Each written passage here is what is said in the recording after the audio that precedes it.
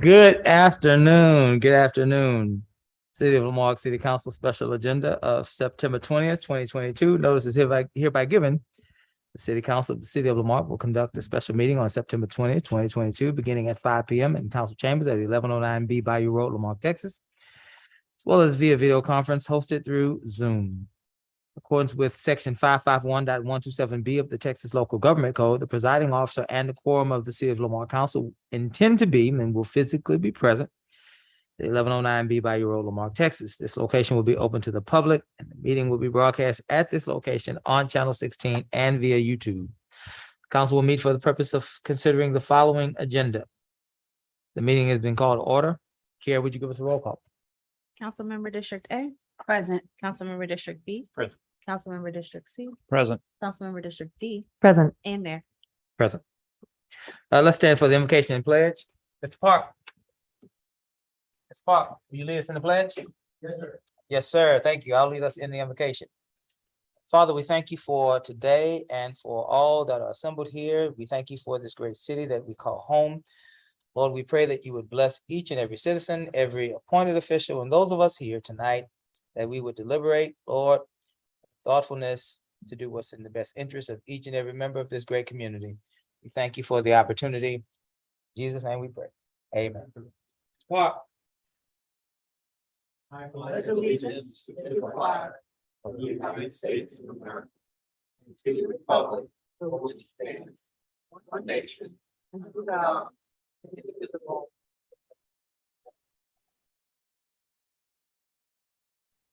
Thank you. We are now at item 4, citizens participation, limited to 3 minutes per person.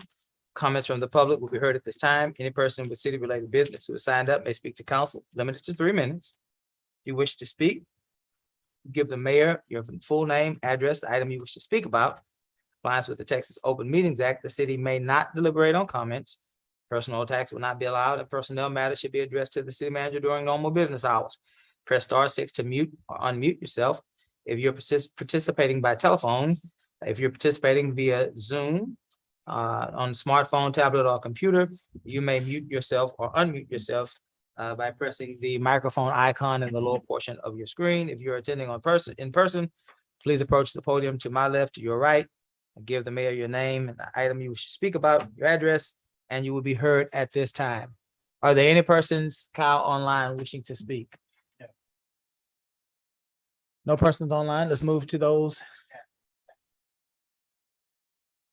Excuse me? It's just. Okay. Do we have any? No, sir, not this time. Very good. Item 5 now, we're at executive session. Executive session, the City Council of the City of Lamarque, Texas reserves the right to adjourn to executive session at any time during this meeting to discuss any of the matters listed above. It's authorized by Texas Government Code, section 551.071, consultation with attorney, 551.072, deliberations about real property, 551.073, deliberations about gifts and donations, 551.074, personnel matters, 551.076, deliberations about security devices, 551.086, economic development. Today, we will be in executive session for the purposes of 551.074, which is city clerk evaluation, 551.074 as well, which is our city attorney evaluation. Kiara, what is the time? 5:12. We will recess into our executive session at 5:12 to begin our evaluations.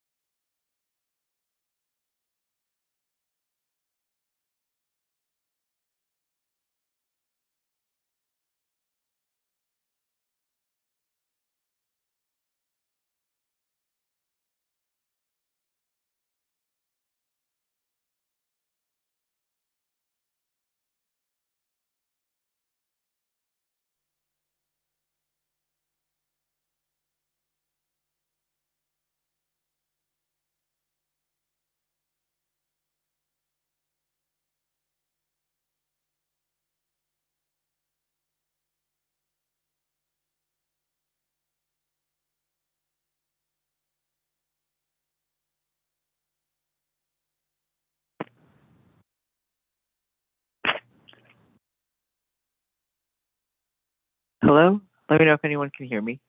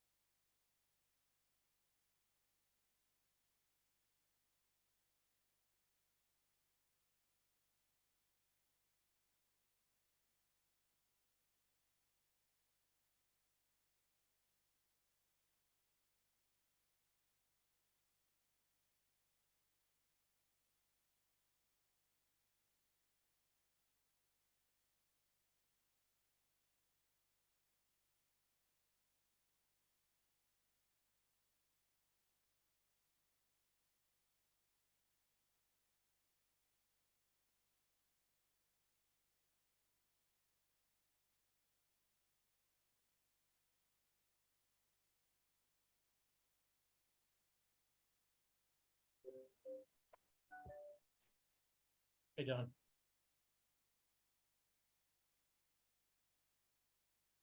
I don't want. Yes, yes.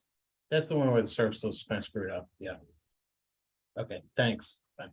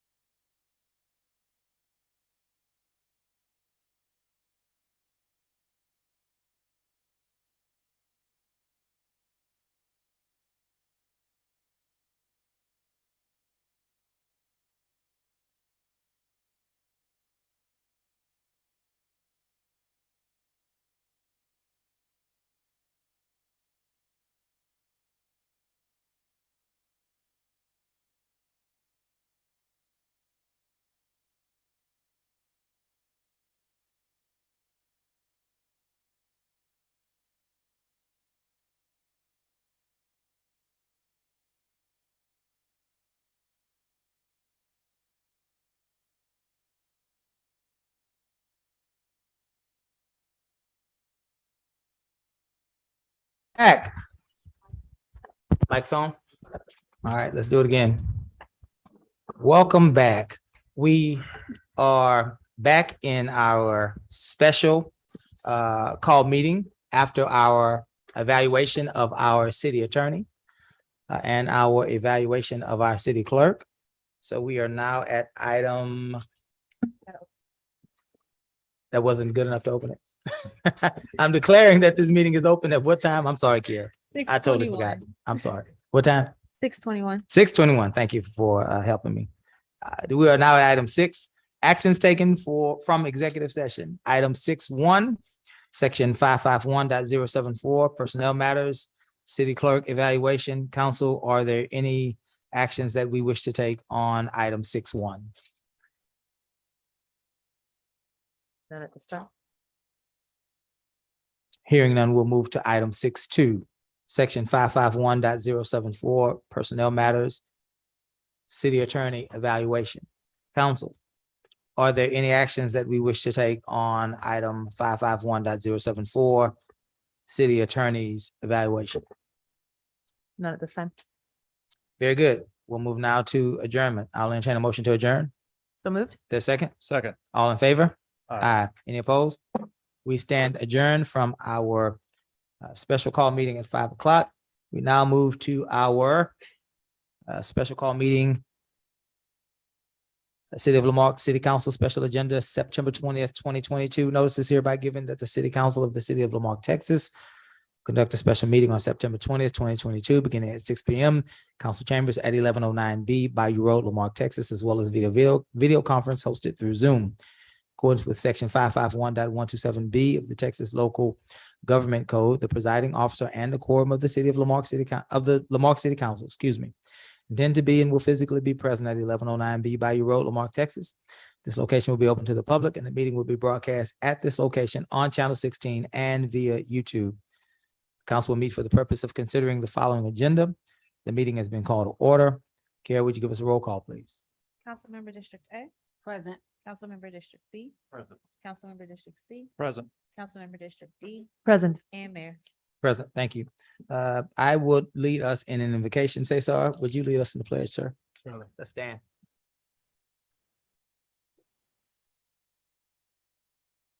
Let's pray. Most holy God, we honor your presence in this place. We thank you for this city, for every member, Lord, for every appointed person who is charged with our care. Lord, we thank you for all of us assembled here tonight and for all those things that you placed on our agenda, that we would do what's in the best interest of all the members of our community. We thank you in advance in your holy name. Amen. Pledge allegiance to the flag of the United States of America, and to the republic for which it stands, one nation, under God, indivisible, with justice for all.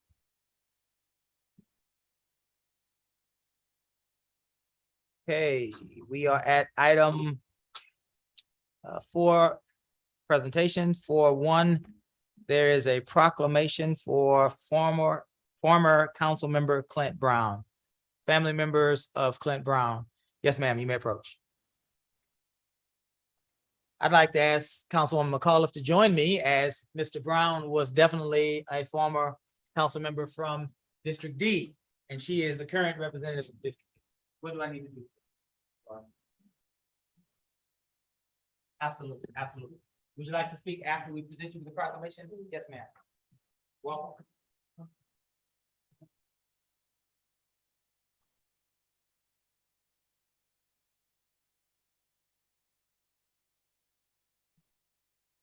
As we know, former Councilmember Clint Brown was a treasure to our city.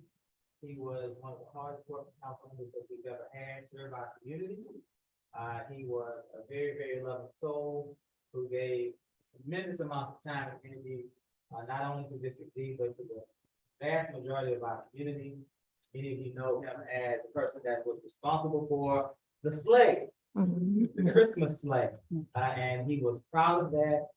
He loved children, he brought smiles to their faces with that sleigh, as well as he was also instrumental in being one of the cheerleaders of our small business community. He loved to visit our small business community to present them with items of appreciation, to let them know that they were definitely special parts of our community. So we honor him tonight with this proclamation. We thank him and his family for the service that they rendered to our great city. Office of the Mayor of the City of Lamarck proclamation.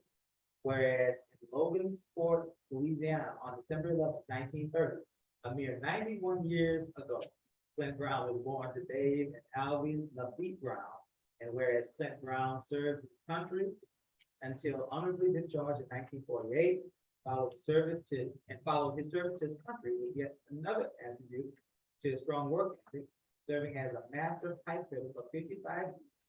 Whereas in addition to serving his country, Mr. Brown also served his community through his service on the Lamarck Building Standards Commission, representing District D on the Lamarck City Council, commitment to championing and strengthening local businesses, to the creation of what's now known as the Keep Lamarck Beautiful Commission. And whereas his service to the community extends far beyond his tenure on council and commissions, but is seen through his mentorship, annual donations of flags to the Bayou Festival, successes in obtaining fencing for the Lamarck Cemetery, obtaining a mural at the Lamarck Pawn Shop, and possibly the most recognized, the craftsmanship of Santa for the Lamarck Christmas parade.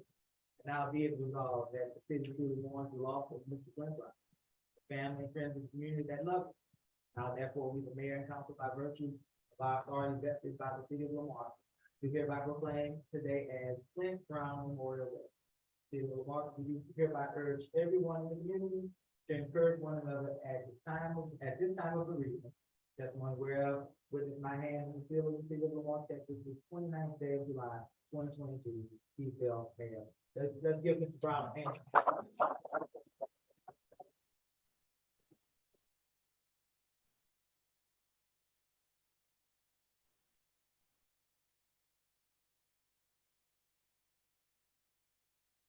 Wonderful, wonderful man. I served with him.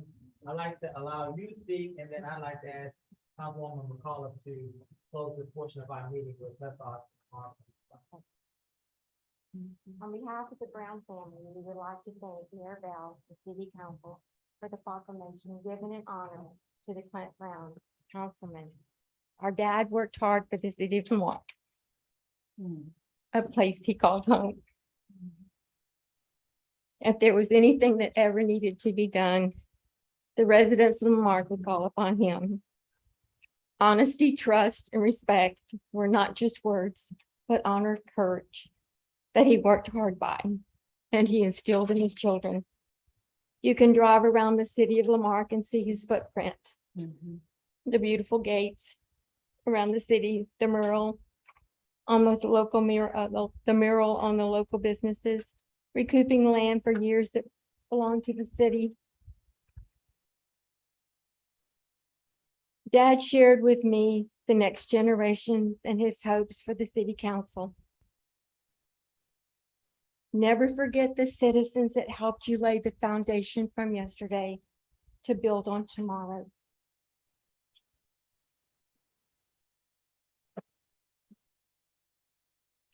Open your hearts and your minds to listen to your residents of Lamarck. Find a good goal together and bring forth a beautiful city. Simple words from a very wise man, the Honorable Clint Brown. We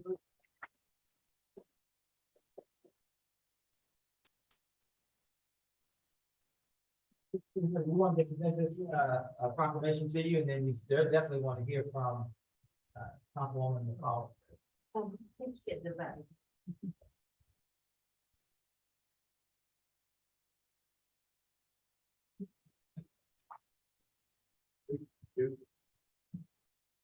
Thank you. I would just like to say that your father was incredibly kind to me when I came and stepped into his seat after his tenure was over.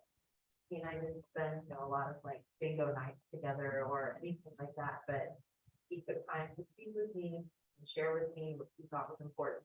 And it's very much like what you said, which was remember the people who took time out to vote and invest in you. And represent everybody in the district. And I really appreciated that because his legacy was so long and so rooted in the community, he had a lot to share. And it was very helpful to me as a naive young council person who didn't have those same roots here. And it was very well received and I was really grateful for it. So, I agree that he was grateful. He did. Yes. That's all you want. I just wanted to present this to you, and I attended the service. This is kept me company in my office. It has helped me so much. My first taking on. Right.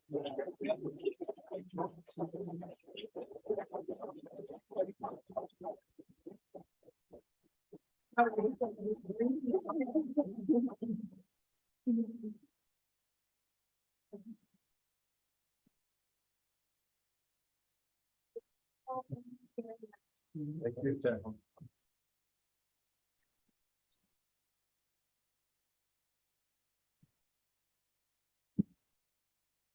Thank you all for allowing us to do that. Mr. Brown is a special, special human being. His family is special people. We're now at staff recognition, item 4.2. Myrna Sanchez, Miss Sanchez. Whoop, whoop. That is not a reflection on you, Miss Sanchez. I promise you. I promise you that.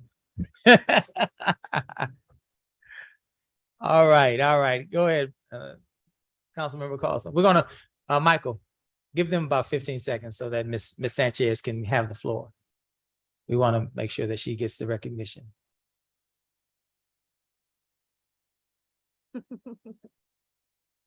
All right, I think we're good, JP? Yes. All right. Thank you for that, Michael. Okay, as you've known, the last couple times I've presented gift cards to citizens that have done well. Well, tonight I have the pleasure of giving one of our employees. As this comes from one of the residents. Ms. Sanchez works in the water department. This resident came in, had a whole bunch of questions and wanted to thank Ms. Sanchez for her professionalism, going above and beyond to answer her questions, and for tolerating her. So she wanted to recognize you for doing such an outstanding and professional job. And it's my honor to present it. Good job, Michael. Thank you, Ms. Sanchez. Thank you, Ms. Sanchez. All right, good news, guys. Good news. All right, we are at item 5, citizens participation, limited to 3 minutes per person. Comments from the public will be heard at this time. Any person with city-related business signed up may speak to council, limited to 3 minutes. If you are wishing to speak, give the mayor your full name, address, and item you wish to speak about. Complies with the Texas Open Meetings Act, the city may not deliberate on comments. Personal attacks will not be allowed, and personnel matters should be addressed to the city manager during normal business hours. Press *6 to mute and unmute yourself if you are visiting with us via telephone. Press the microphone icon in the lower portion of your screen if you are visiting with us on the Zoom platform through smartphone, tablet, or computer. If you're here in person, you may approach to the podium to my left or your right, give the mayor your name, address, and you may speak at that time. Kyle, are there any persons online wishing to speak? Yeah. All right, let's move to those that are here in person. First person is Mr. Robert Mishtich. Welcome, Robert. Name and address as always.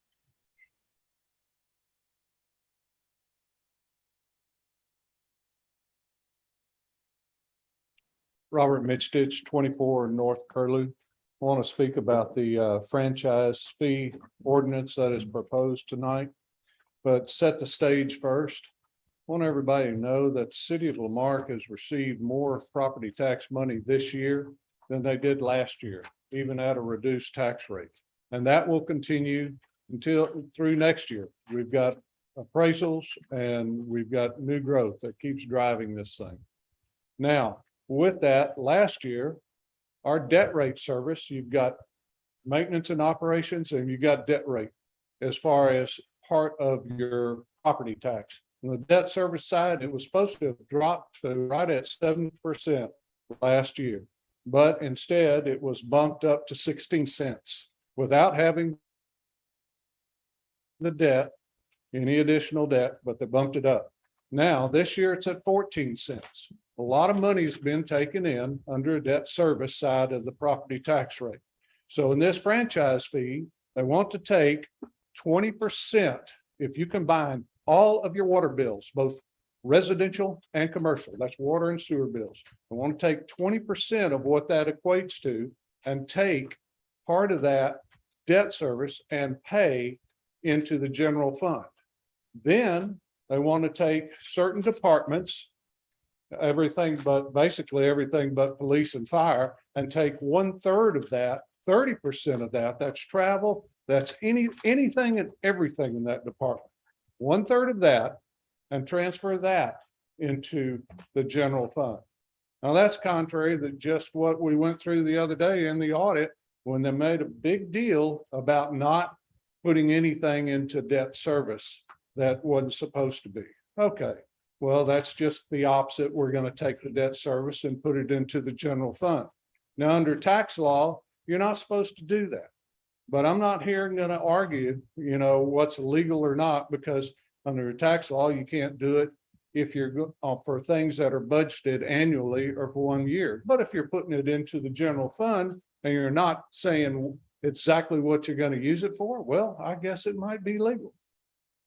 But is it ethical?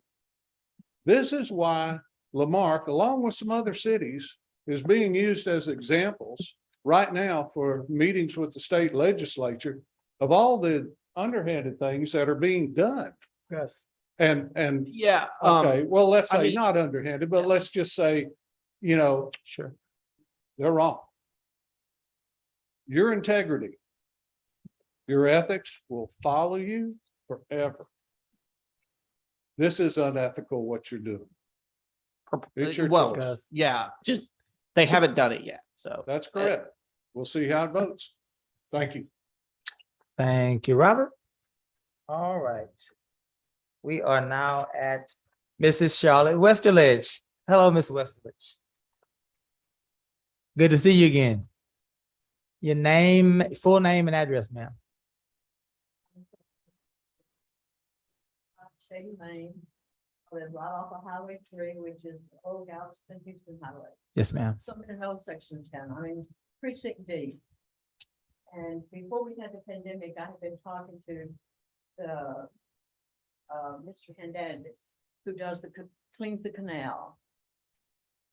And to the right-hand side, it was grown up, and he said, well, that's not my affair to do, it's the city. You need to talk to the person in the city who cleans the city.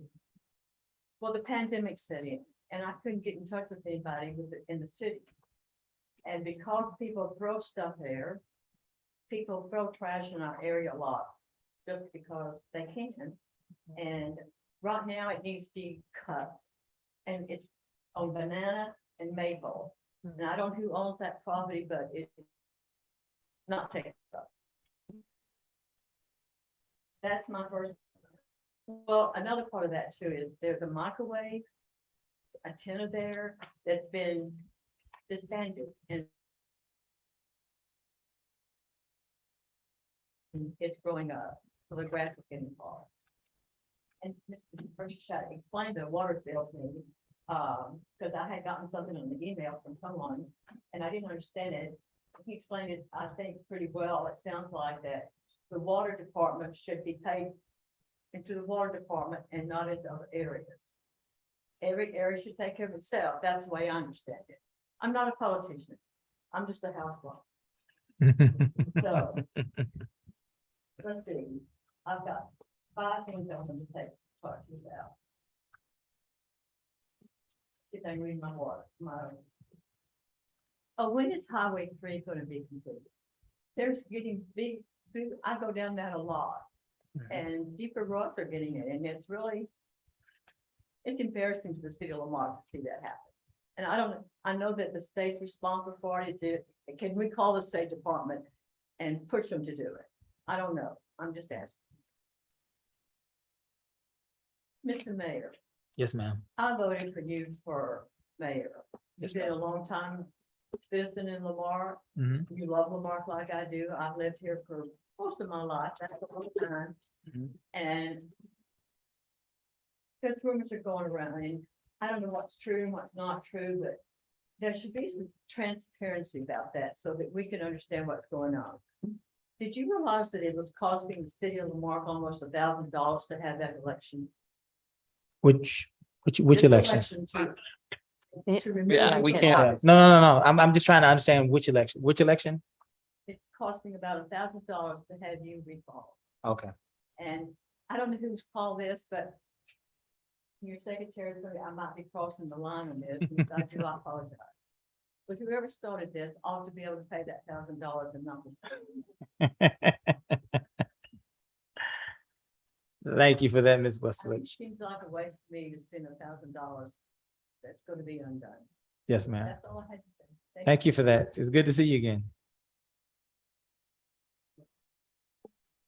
All right, Rashard Loftus. Welcome, Mr. Loftus. Name and address as always.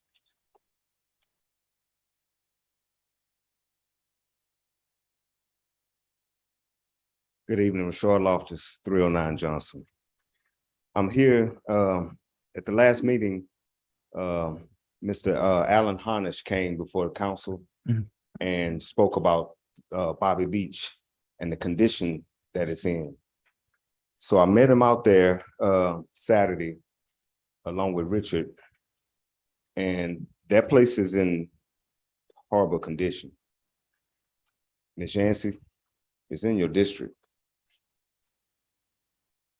And I asked Keep Lamarck Beautiful Commission if there was something that we could do as a commission to help. We haven't made a decision as to if we can or should we, but as a citizen and someone who actually played baseball as a kid at that field, I was really torn apart by the way it looks out there. And I know the city don't own it in that, but I do believe that we as a community can do something to bring that place back up to where it needs to be so it can be utilized for the kids and the community as a whole. Because right now it's trashed. It is in deplorable condition. I actually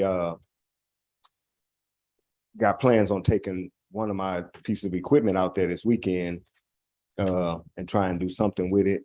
And there's another gentleman with a piece of equipment that's supposed to meet me out there to at least get some of the grass down. The grass in some areas is higher than the fence. And it's like a 6-7 foot fence. So that ought to tell you how bad it is. So I'm asking you on the piggyback of Mr. Harnett.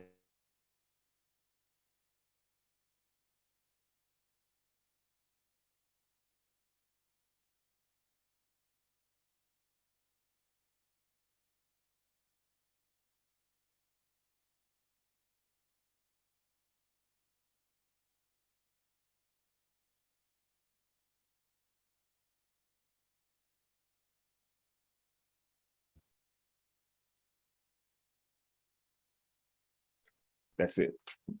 Thank you, Mr. Loftus. Mr. James Ross. Welcome, Mr. Ross. Name and address, as always. James Ross, 4 Avenue D. I would like to talk about the water rate.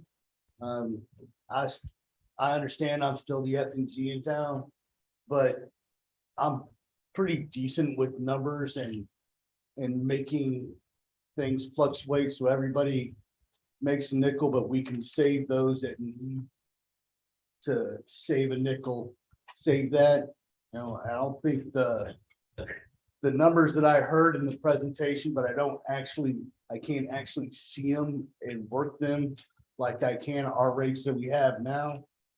A guy like me that uses 1,000 gallons of water will be paying up to 20, almost $25, where somebody at 5,000 gallons of water was going to be paying roughly $45 a month. The rate per gallon doesn't work out that way, work out well enough to help save that little person compared to somebody that has a bigger house, a bigger yard, pool, washes their car every weekend or whatever. So if I can actually look at the numbers, I would like to help the council do a per gallon rate that would actually create more money for the city and help the person that's only using 1,000 gallons of water instead of 5,000.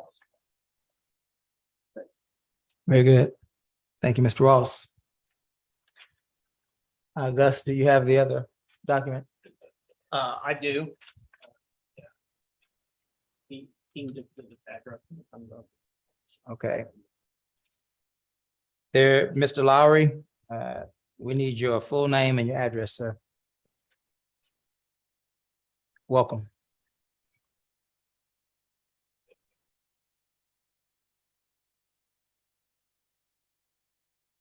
Joseph Lowry, 2503 Cedar Drive. We ran into a little situation and I spoke with Gus a little bit. We got straightened out. When we pulled the original petition to recall Kimberly Yancey, we were told over and over again that 202 signatures were needed.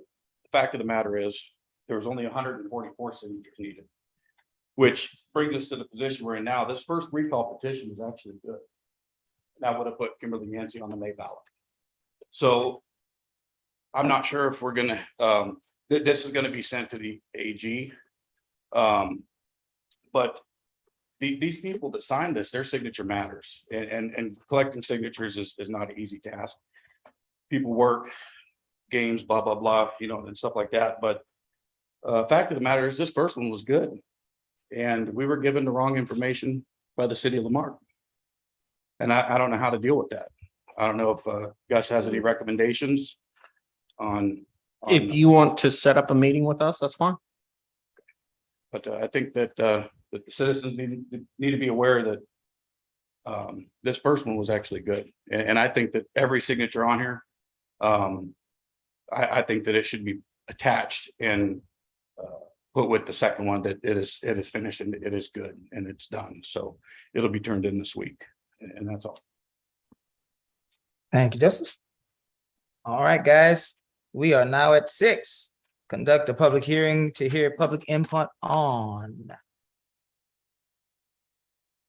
6.1, ordinance number letter O -2022-0011, making appropriations for the support of the city of Lamarque for fiscal year beginning October 1st, 2022, ending September 30th, 2023, appropriating money to a sinking fund to pay interest and principal due on the city's indebtedness, and adopting the annual budget for the city of Lamarque for the fiscal year 2022-2023. Kara, we are closing our special meeting at, 6:48, we are opening our public hearing at, 6:49.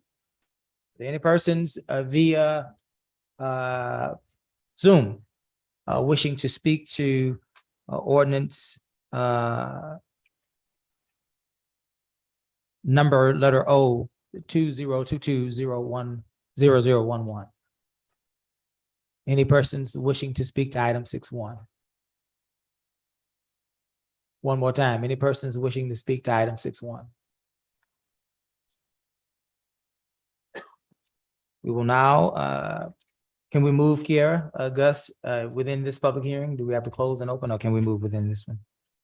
You can move within this one. that's Let's move to fine. item, thank you, sir. Let's move to item 6.2, ordinance number letter O -2022-0012, levying ad valorem taxes for use and operation of the municipal government, the city of Lamarque, Texas, for 2022 tax year, providing for portioning each levy for a specific purpose, and providing when taxes shall become due and when same shall become delinquent if not paid. Are there any persons on Zoom wishing to speak to item 6.2? Are there any persons in our audience tonight wishing to speak to item 6.2? We'll ask one more time. Any persons tonight in our audience wishing to speak to item 6.2?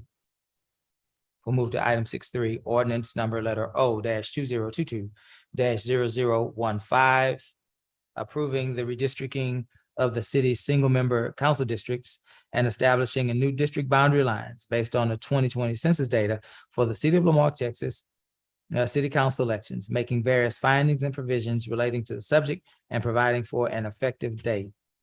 If I may, Mayor. Yes. For this one, this is what is going to be done later on is the first reading of the redistricting ordinance. But given the sensitive nature of it and the amount of public comments we've had, we wanted to do 2 public hearings. That's why it's here. This is not the second reading, it is the first, but it was the chance for the council to hear multiple times from the community about it. We wanted to make it more, given this a more open process. That's why it's here. Very good. Any persons in our audience tonight wishing to speak to item 6.3? Yes, ma'am. Miss Westerlich, could you approach so that we can get you on the record? I see you, Miss Eva. Yes, ma'am.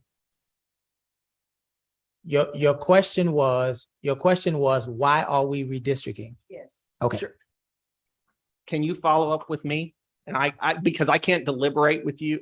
We can't participate in deliberation, which is me answering questions, but I can step down and answer that for you. Okay? Sorry, excuse me. Wouldn't that just be a point of information? Yeah, I mean, Yeah. the council, the reason we're redistricting is because we must redistrict every 10 years in accordance with the census. Or is it automatic? Required. We must review whether we have to redistrict. The city of Lamarck's districts are out of balance. That means there are more than 10%. The difference between the lowest population and the highest population in the district is more than 10%. So under the Voting Rights Act, that's deemed to be out of balance, and you must redistrict to bring them back into balance. So will we know how, or when you do that? Yes. Follow?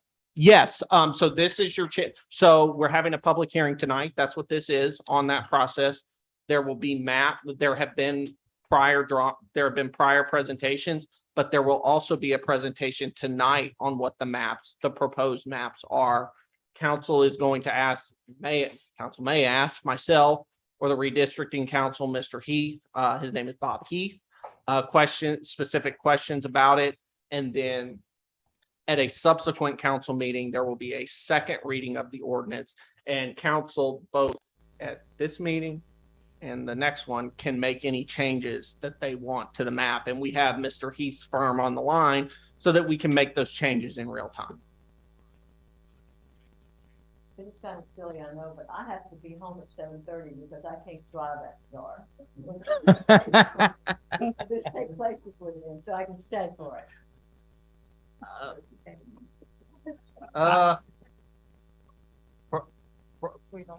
You may want to take Constable Rose up on his offer.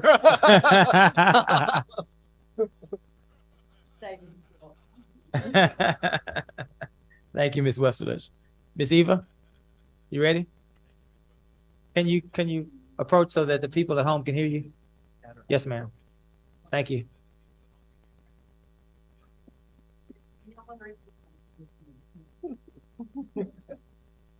Give me your address.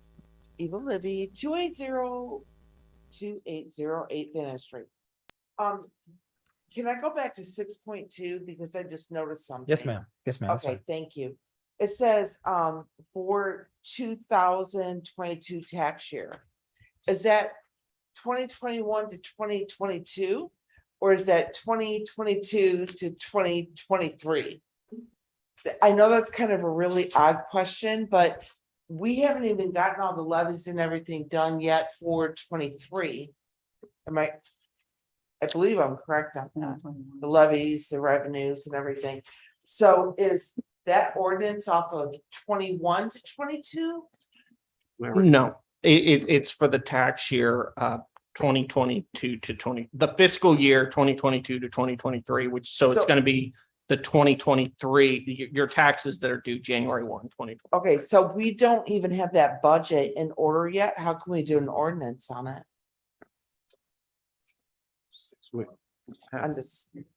This is the budget was 6/1, the public hearing, and then second reading of the budget is 7/1. Right, but it's for the ad valorem, for the levying of that. Or maybe I'm just confused. I'm confused. This is so 6/1 was, these are just public hearings, Ms. Eva. So we're not taking action on this. This is the time where we're listening. That's now later in the meeting, we will. Later in the meeting, we will perhaps take action, but right now we're hearing. not being taking it. Yes, Okay. ma'am. Yes, ma'am. All right, so I'm sorry. I just want to make sure I got it. No, you're fine. But it is coming right up. Yeah, it's coming right up, but right now we're hearing public comments. Any other for item 6.3?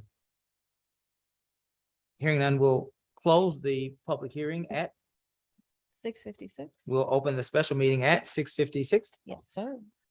We're at item 7, ordinances, discussion possible action regarding approving 7.1 ordinance number letter O-2022-0011, making appropriations for the support of the city of Lamarque for the fiscal year beginning October 1st, 2022, ending September 30th, 2023, appropriating money to a sinking fund to pay interest and principal due on the city's indebtedness, and adopting the annual budget for the city of Lamarque for the 2022-2023 year. Cesar? Yes, Mayor. What's being presented before you tonight is our second reading of the budget. We will entertain any questions on it. We've got our finance director present. After much deliberation on what's going to be the new rate, we're ready to have any questions you may need answered. So this is the budget that This we're, is- and what is the total amount of the budget that we're considering tonight?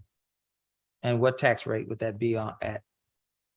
Susie, I'm having some technical difficulties. Susie, can you pull that up real quick?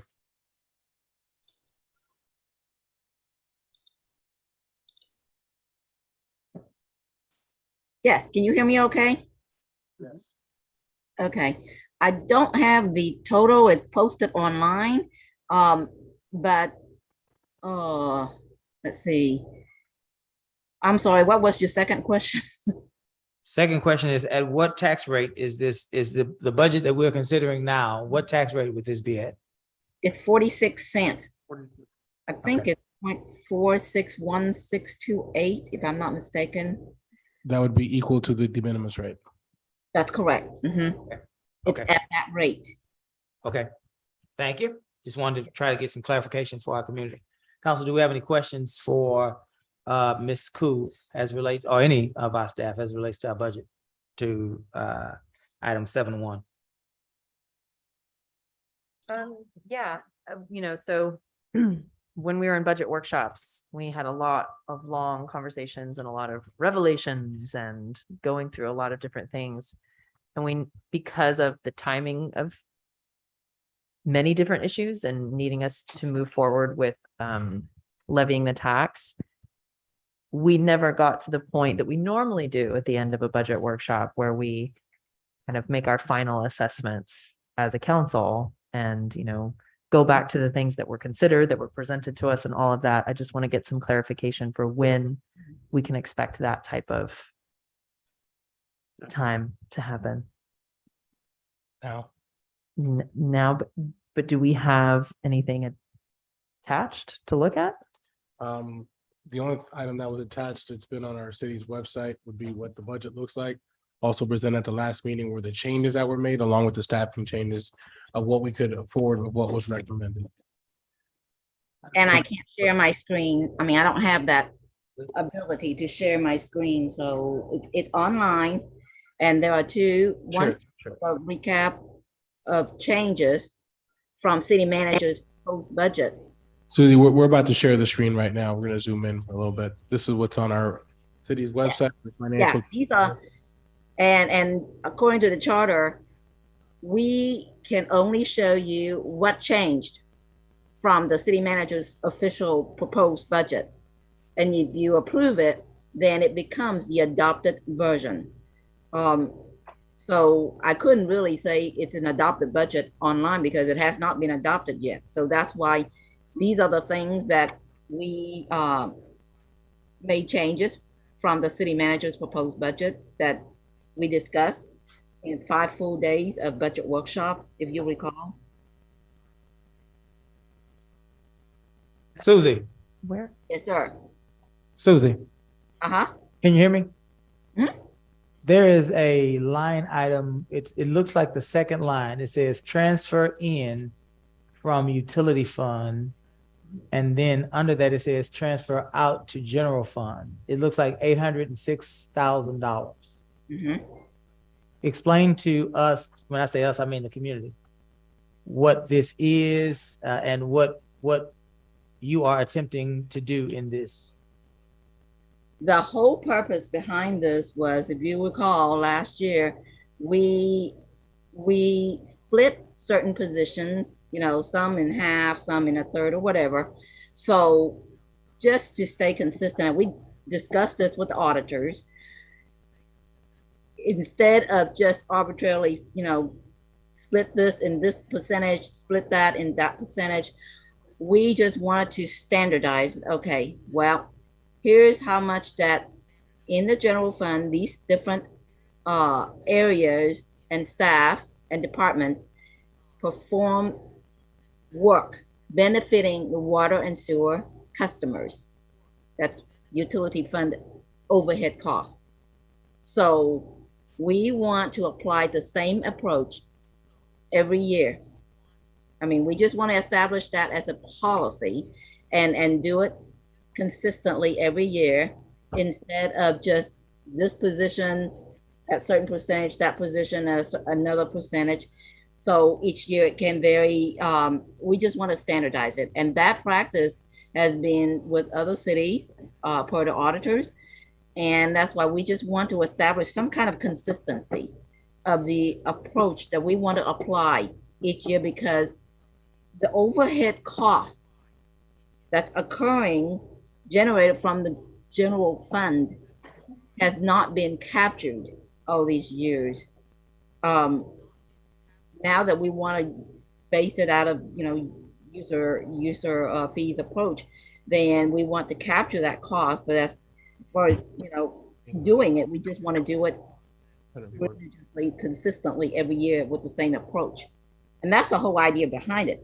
So therefore, this year's budget, we went ahead and unsplit all those things that we tried to split 2022 fiscal year. Yeah. Susie, just so that we can be very clear, what you're suggesting is that we're moving to a user-based model, right? In revenue generation. The state of Texas is a user-based model of revenue generation. So what we're doing is we're moving services that actually go toward our water delivery system out of our property tax or our maintenance and operation side of our budget. We're moving them over into our utility fund, which solely funds our water service, because they are actually operations and activities that enhance, promote, augment, and repair and replace our water delivery system. Is that correct? Yes, sir. And if I may, Mayor, to try to sum it up, what the city of Lamarque is proposing to do with this is something that's done in cities across this county. You can look at other cities and see a similar line item. That said, the purpose of this is to compensate the general fund for time, materials, expenses that it incurs in the delivery and in the procurement, delivery, and maintenance of the city's wastewater and potable water systems. For example, Cesar Garcia, the city manager, spends a certain amount of time managing employees who all they do is work on wastewater and water issues. Cesar spends a good amount of his time planning, budgeting. Those are issues. His salary is coming out of the general fund. What the city is what staff management is proposing to do with this is compensate the general fund for the expenses that it incurs in the operation of the utility fund. As I said, this is a line item that you see in cities across the county. This is something that the auditors signed off on, and it is something that is not new today. While it may or may not be new to Lamarque, the idea of this is not something that is new. This is something that numerous of our sister cities in this county do.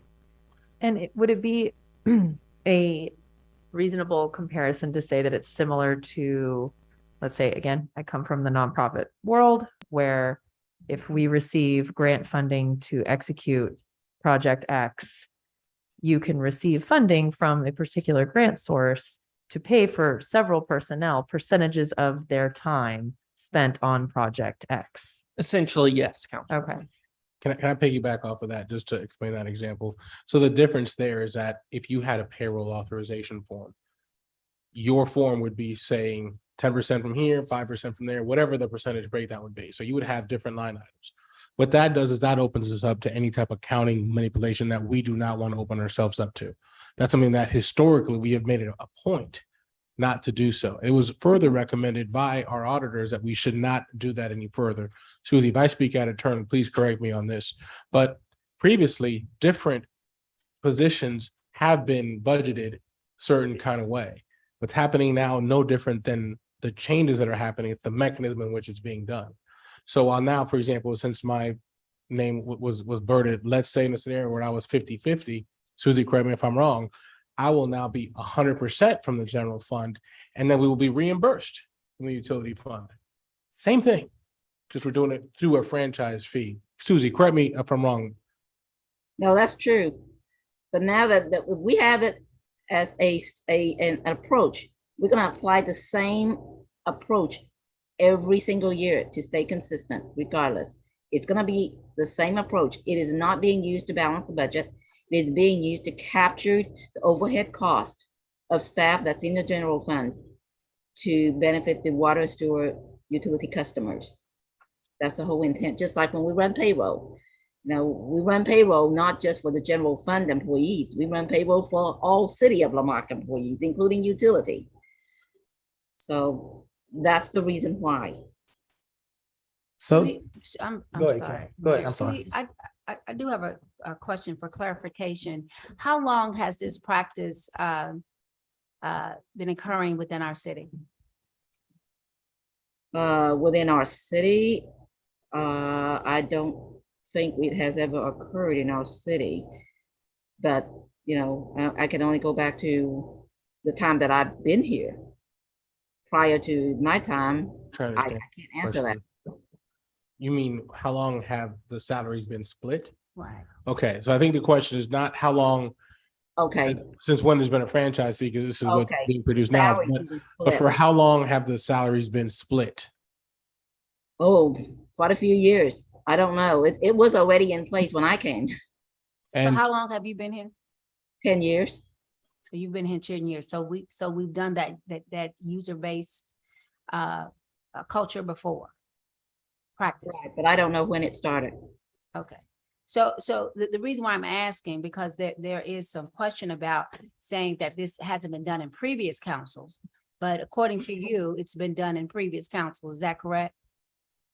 The splitting of the salaries, yet. The approach, standardized approach, no. Right. And I would like to add to that, you know, I obviously, and Mayor Bell also can agree that, yes, I mean, every time I have been on council, we have looked at our funding pools, looked at what we can use to pay essential services and staff. And that is, we've always relied on certain positions to be split. Yep. Like that is what we've done. That was what I walked into understanding was a critical and very common way to pay for several essential staff. And I would say, I would like to also add that I like the idea that by adding this nuance to it with the franchise fee, it does standardize it and it makes it less like, well, let's split a little bit here, a little bit here, you know, which was not, obviously, I think that would have come up on our audits if that was unethical or illegal. But I do think I do like the idea of we will create some standardization. So there is less room for just negotiation in the future. if I may, Councilman, that's exactly what was recommended by the auditors, was to use this approach, to use this structure as one of the ways to clean things up, if you will. Okay, right on. It's not anything radical or different than what we're doing. We're just systemizing it. I think that's one of the requests that was asked of us. And we took that charge based on the fact that in the past, there's been said that audits occur and we don't listen. Well, we listen immediately. And this action has been brought to you for consideration. This again, correct me if I'm wrong, this would be first reading tonight. This is the second reading. This is, excuse me, I'm sorry. So we're ready to proceed as you wish. You let us know what exactly you would like to do. But this is a way for us to standardize our process and make it so there's never a question as to that. There's questions. Yeah. Council, do we have any other questions? Any comments? We're not going to be able to take any questions or comments from the public. We had public hearing where we had a very low response to this issue. In fact, we didn't have any at all. So we'll move now to a place that council can discuss. Joe, you want to get in? Yes. Let me go back. I've got to do this in steps. First, we passed this budget on first reading already.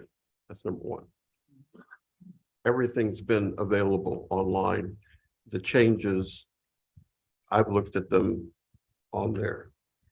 And provided both the city manager and the city attorney my comments on this. This is a proposal. If we focus in on the water and sewer, that's considered under city municipal rules here in Texas, an enterprise fund. It stands on its own. Previously, before I even joined council in 21, was it 21? I hope. But No, it's 20. No, It was 20. It was 20. Yeah. What is, there was a reserve there. There was a reserve, and we remember this discussion, folks, during the budget. And it was a significant reserve at one point of about $5 million. Each year in subsequent councils, prior, at the end of the year, there has to be a rounding up. Right, a net rounding up. And so the city of Lamarque was taking money from the reserves to cover the cost of our water and sewer services. And this is a later discussion we're going to have. But the cost of our water and sewer services. And so it diminished the reserve fund. The true cost of providing water and sewer services is $5 million approximately, is the fee, $5 million. We're at the point where we are hitting a danger zone on the reserve, and we have to figure out how to continue paying when we get all the numbers put together and do our final accounting at the end of the year. Where there are negatives, the negatives are going to have to be covered by the general fund. Correct, Susie? So not just say yes, not nod your head, say yes. Oh, she's on mute. Oh, she's on mute. Just say, is that accurate? Yes. Yes. All right, thank you. So the negative has to be covered by the general fund. Okay. What's the danger if we continue that practice? Remember, as a municipality, we also have an obligation to maintain a 90-day reserve. If we keep taking money to cover the negative on the water and sewer, we're going to be jeopardizing the requirement that we maintain the 90 days. Is that accurate, Susie? Yes, sir. You can Okay. say it like So that. Yeah. so therefore the discussion of how do we deal with this? Now, for purposes of this second reading, and this is a proposal, the quote, I don't agree with the concept, and Gus and the city manager, and we'll get into this later, the concept terminology of a franchise fee, I feel is not accurate. That's number one. All right. However, I understand our need as in our water and sewer fund. Here's the city of Fort Worth. So you understand this document, as other cities, but Fort Worth has done an exceptional job. I'm going to be taking some summaries from this. Payments from water and sewer fund to other funds. This is what they do. Now, mind you, the city of Fort Worth budget is far above ours, right? But the concept is the same, right? What they're doing, the concept is the same. In fact, in the city of Fort Worth, their obligation is they take 5% fixed amount, 5% from the water and the sewer fund and transfer that into the general fund every year at the end of the year. And that's part of their 5-year fiscal plan as well. And I've joined this council, I've always said, we need a fiscal plan. We need a fiscal plan. And this is part of what the city manager has been doing. So by passing the second reading, we're going to accept the recommendations that we had on the first, right? It will then permit us, and understand the budget is just that we have a plan. And there may be changes that occur in that budget during the course of the year. There's significant experience in that area. But we've got a fiscal plan, at least in this second reading. And then we will visit the payment from Water and Sewer Enterprise Fund to then the general fund, which is an upcoming discussion item. Anything to say? Yes, I would like to clarify. In Lamarque, the budget is what actually establishes the appropriations. The budget is passed by ordinance. So the franchise fee ordinance is really not needed. And when we got to it, I was going to suggest that council pull it. All right. So, but to answer your question, to iterate what you said, the city's water and sewer fund is a utility fund, but as you said, for example, it has IT needs. Well, it doesn't have a dedicated IT director who only does water and sewer, not in Lamarque. Right. So what Lamarque does is compensate his department out of the water and sewer fund for his time that he spends on the water and sewer. And totally. And that's what this transfer is. And totally understand it. By the way, I don't want anybody to feel that, well, it's just the IT department, it's just a portion of the city secretary, portion of your time, and all of that totals to 800,000. That's not the full story. And once again, this document from the city of Fort Worth does a brilliant job, and I'll be posting it, put it up. There's a what happens is that you look at the sewer or the water and the sewer fund as if it were a private utility, an independent private utility company that would be paying taxes. Okay, now the water in our sewer runs under our city streets. And what Fort Worth has put together is, as part of these payments, which is accurate, I understand it. You have now an agreement for the right-of-ways, to access the right-of-ways. For example, urgently, the Tech Dot is doing sidewalk repairs along Main Street. Now, wouldn't it be the ultimate lunacy if we did not have a plan in place to go ahead and do our job and give the city permission to go ahead and repair the water lines that are there? Remember, we're losing 60% of our water, right? To go ahead and repair those before they do the sidewalk work. Otherwise, they're going to do the sidewalk work, and we are going to go back and tear up the sidewalk again. No. Okay, no. So I'm glad to hear that the franchise fee, that scenario, but it's a bit more. And I've said this to you, Mr. City Manager. I said this to you guys.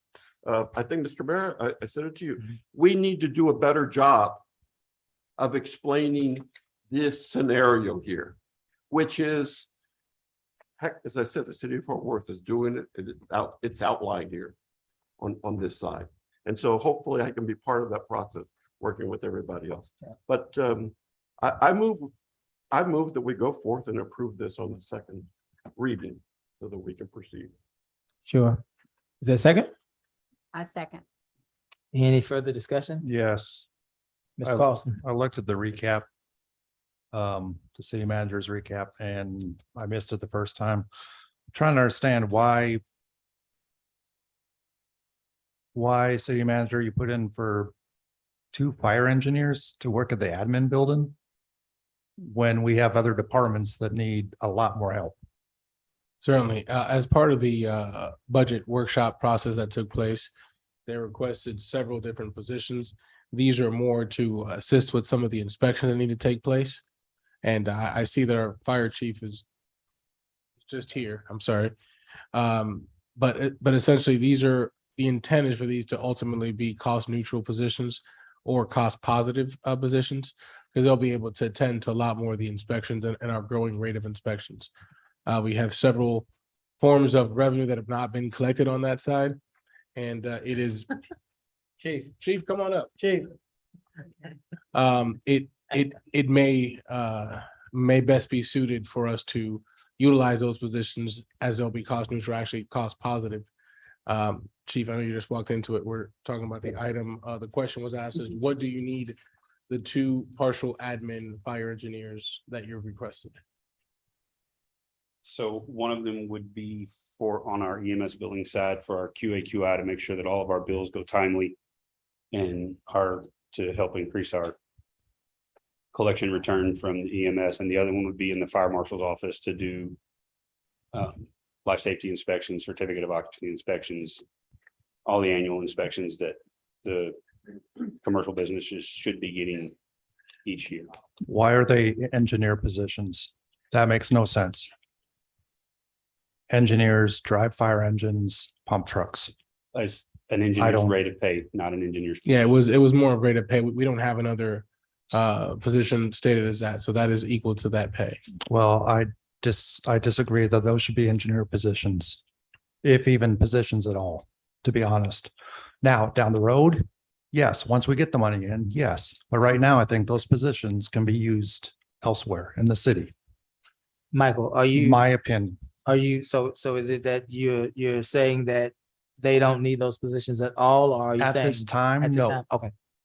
Just trying At to. this time, I say no, because we need help elsewhere. Now, once the revenues start coming in and we can show that, yes, we have a need for them, they are generating the revenue to self-sustain.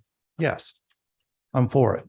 But right now, no. And Councilman, if I may, that's one reason why we made them half-year positions and 3/4-year positions to be supported only when the revenue matched the actual need. So it's going to take some time to implement that software.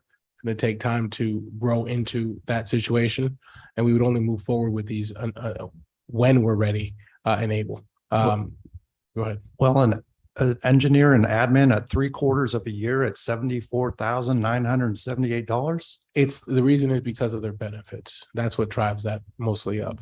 And that breakdown was provided during the budget workshop as well. Right, but I mean, I'll still stand in my same position right Sure. now. I think those positions can be used elsewhere for now. Now, when the revenue comes in, yes, I am Councilman, all for looking for It it. is merely my job to provide the I know, council with what I need. Yes, sir. It is your job to tell me what I can have and what I can't. Yes, Yeah, sir. yeah. And I appreciate your honesty. So thank you. Yeah, Yeah. you just representing the fire department. I want his, I mean, I'm all for his positions, but right now I think those can be used elsewhere. Yeah, Certainly. understand. And So- in line with that, fire made a request for a total of 11 positions, which we are offering them what is the math there? 1.25 positions from their request. They had requested originally 9 actual firefighters in different ranks plus 2 3 per admin. year over the next 3 years. 3 per year over the next 3 years. So their total request is that we're trying to get to the point of getting some. What we did here with these, recommended appropriations was to try to spread the wealth a little bit among some of those departments. Other departments, we have development services made some requests, police made some requests. We've spread the wealth as much as we can, giving focus to obviously our finance department needing some assistance as well. And in the area of grant administration and grant financing or grant accounting as well, so we can be better suited to stay on top of some of these requests. So that was a reason for the entire breakdown of all the requests made. So that 1.25 is the 2 engineers and the It's admin. it's a 3/4 for 3/4 of the year for one person and a half a year for the other. Right, so that. So one would start in January, one would start in April. So to give enough time. 1.25 Yes, sir. at that point. Okay. Yeah, like I said, I'd like to give them the help, but right now I think we need to go somewhere else. We need to find those positions can be used better. And like I said, once the new revenue starts coming in with the new company, then we can look at it. Okay. There's nothing that says we can't add positions later on in the budget year if we have the funding available. But right now, I just don't. I mean, I can't believe I missed it the first time, but I think those positions can be used elsewhere. That's my opinion. So let's look at this. Let's, so Michael, do you want us to, as a council to, Gus, are you listening? Yes, I am listening. I'm listening and talking. I'm trying to get some. I'm listening with both ears. I'm sorry, but I'm trying to get some guidance. Hear me when I talk to Michael. So are you wanting us to vote on that individually? To pull those positions individually?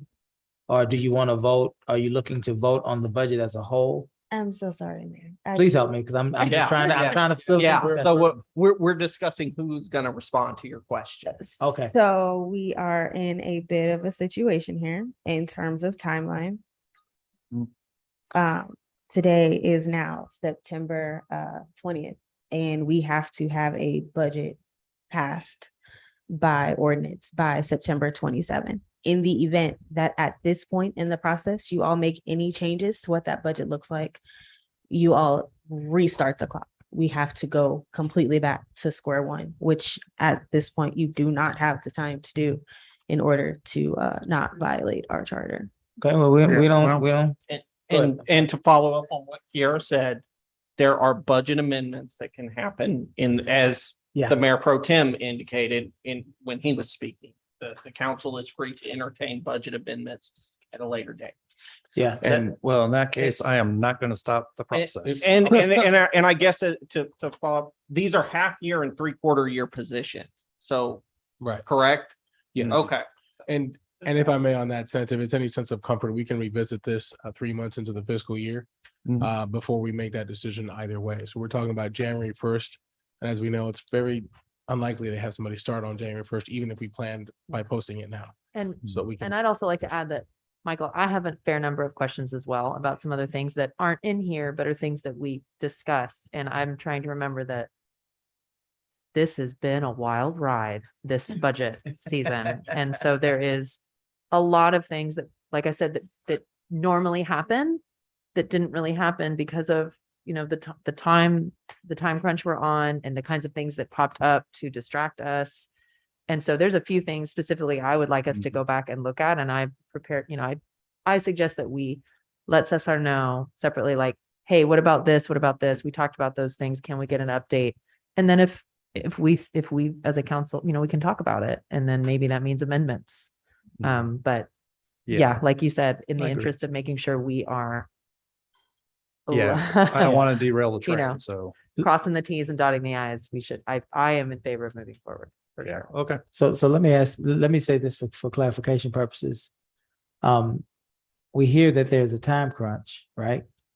But then most of our community members see us here at least on a weekly basis.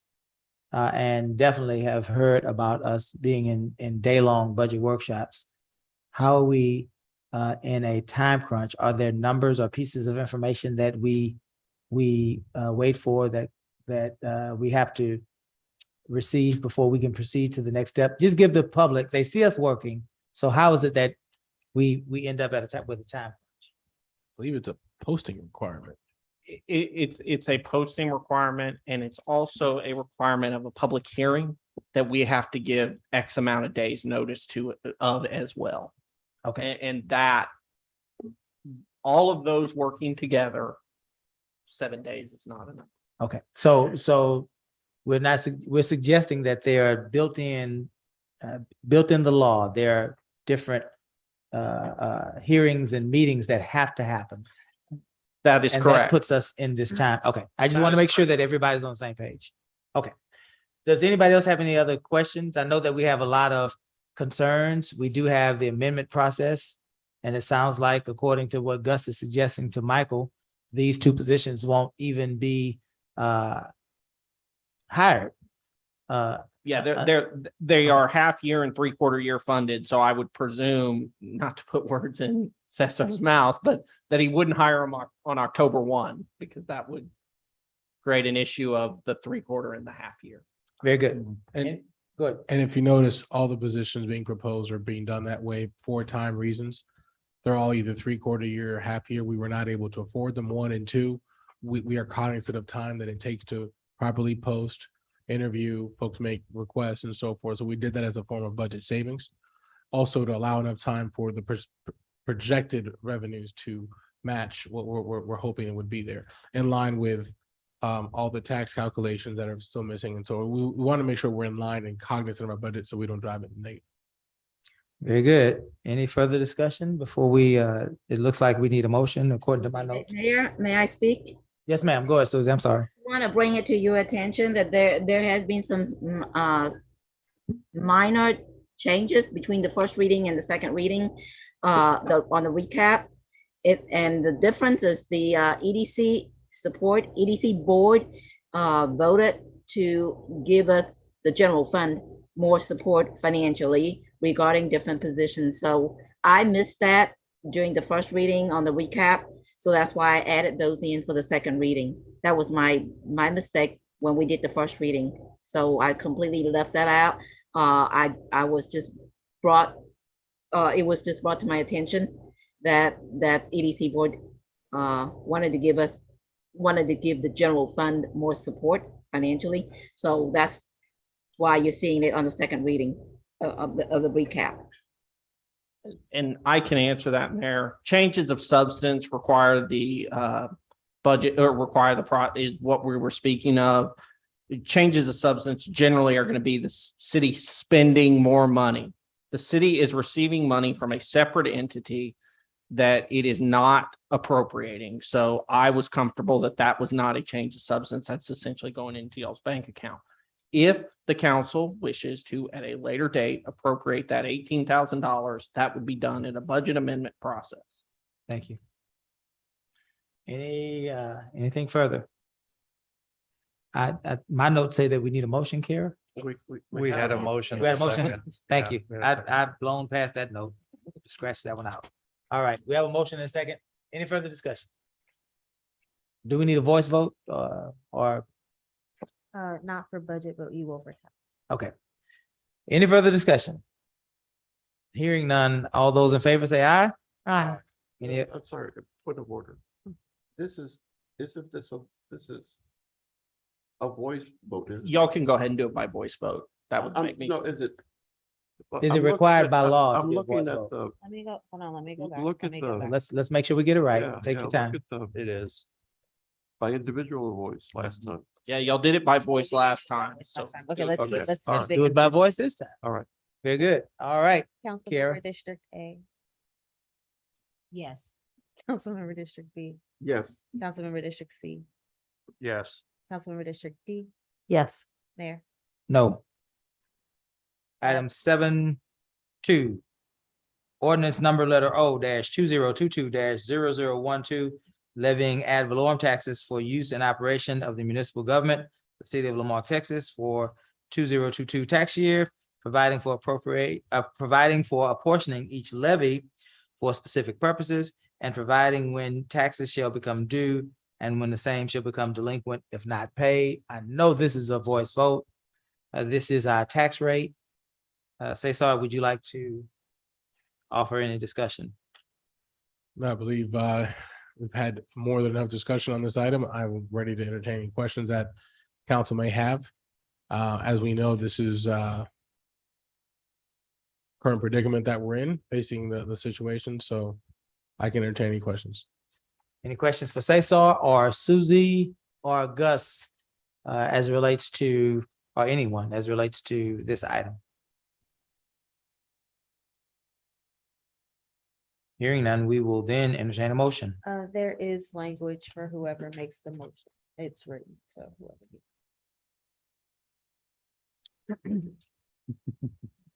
I move that the property tax rate be increased by the adoption of the tax rate of 0.461628, which is effectively an 11% increase in the tax rate. The second, I second. any further discussion? Hearing none, we'll call for a voice vote. Kara? Councilmember District A, Yes. Councilmember District B, Yes. Councilmember District C, No, Councilmember District D. Yes. And Mayor. No. Okay. Item 7.3, is this the one you wanted us to pull, Gus? Yes, Mayor, this is the one that I would ask the council to pull. Does council have any objections? No. We'll Which one is speed it? right through that one. Item 7.4. Oh, gotcha.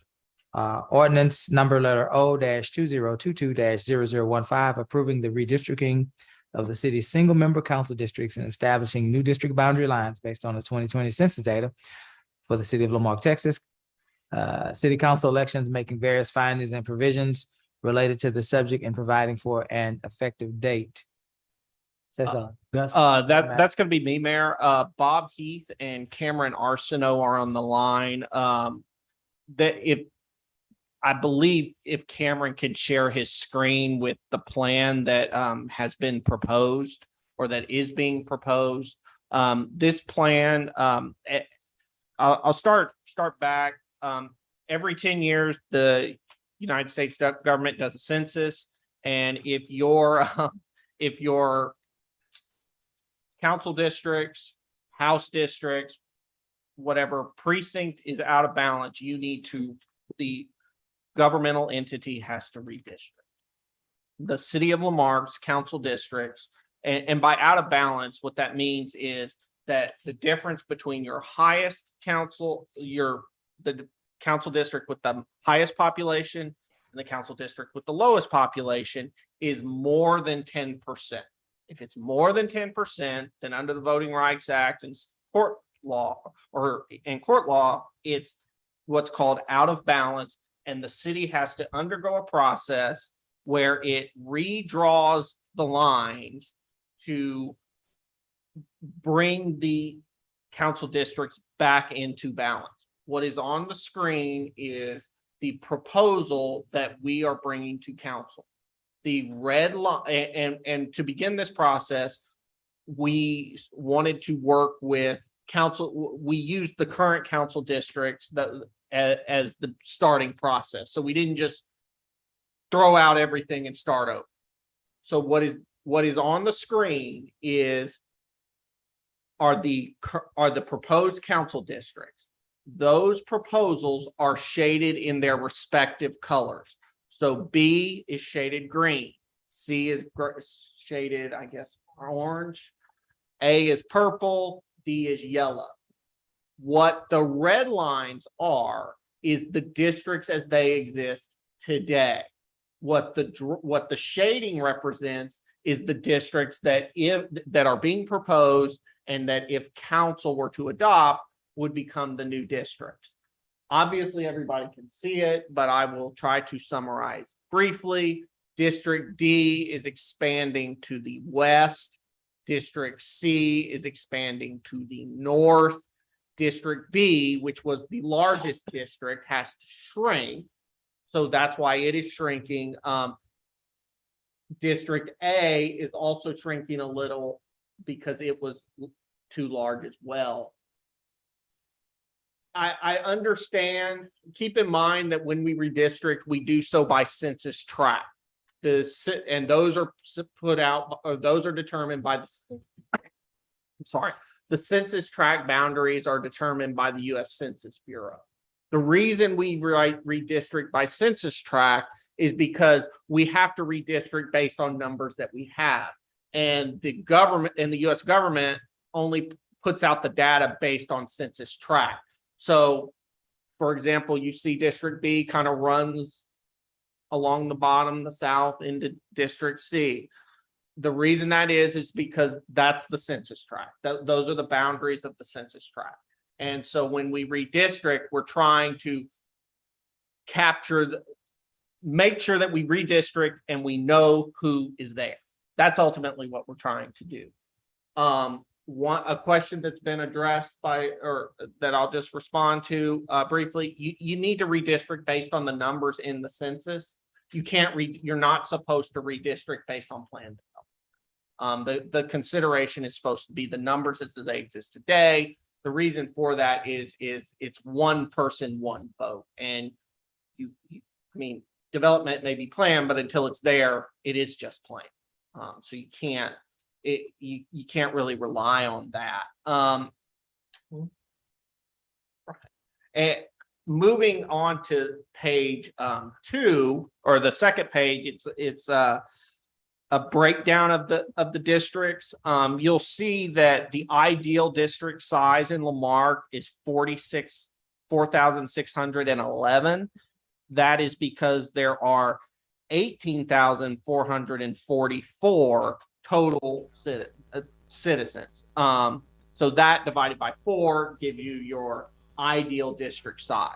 And then the persons you see in the second column, that is the number of people actually in the district. And then in the third column, you see the deviation, the total deviation from the ideal size.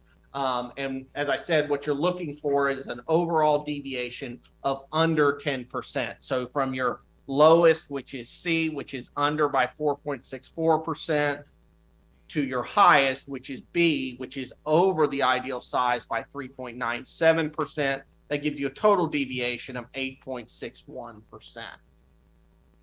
That's so if council has any questions for me, this, as I said, is just a first reading.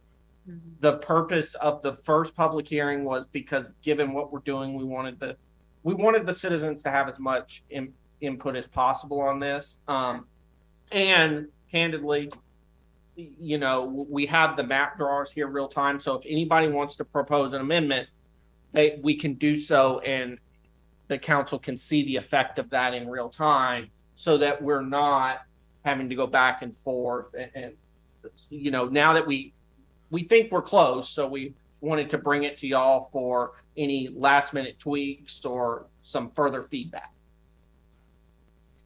So tonight is It's a first reading. So if the council, as part of the first reading of that ordinance, could make a motion to approve it, subject to any amendments, and the amendments, well, they could be anything in the writing of the ordinance or the map tweaks to the map itself. Which, since Cameron Arsenault is here, he is the map drawer with Bob Heath's firm, Bickerstaff, Heath and Delgado. Bob and Cameron can make those changes in real time so that council can see that. okay. Also, do we have any questions or Yes. comments as it relates to this item? Go ahead. Go ahead, Joe. I think we need a motion, right? Yes, y'all can make a motion first. Well, I'd like to move approval of this. You want to add what's it about? Well, if somebody wants to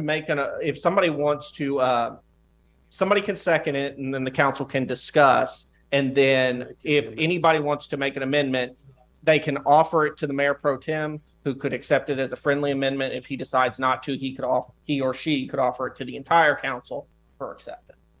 Very good. Joe made a motion. Michael, did you second? No, I have questions. The second? A second. Kim second? Who wants to start? Michael? Okay, while we have the map drawers here, I just noticed that little section that you have, Joe, right below that little section of right below me on the south side there, on the southwest side. You find the Yes, the Barondo Pines area. I mean, That's not Barondo Pines. Yeah, it's east of Barondo Pines. Right, but that little section that's below, I gotta find it. is that the Perthes Farms area? Are we talking about the part that's below C? Yes, that's Yes. correct, Bob. Right. And the issue there in keeping Baracco, I may be pronouncing it wrong, Pines, together, that is a unusually shaped census block. Okay. And it has about 300 people in it. Actually, there are 4 census blocks, but there's a large one and it completely encircles 3 smaller ones. And together they have 3. And here Cameron is showing you what it is. The cross-hatched part is that large census block, and you see the 3 smaller ones that are encircled. And so you pretty much have to move all of those together. Okay, no worries. Appreciate it. Thank you. Yeah.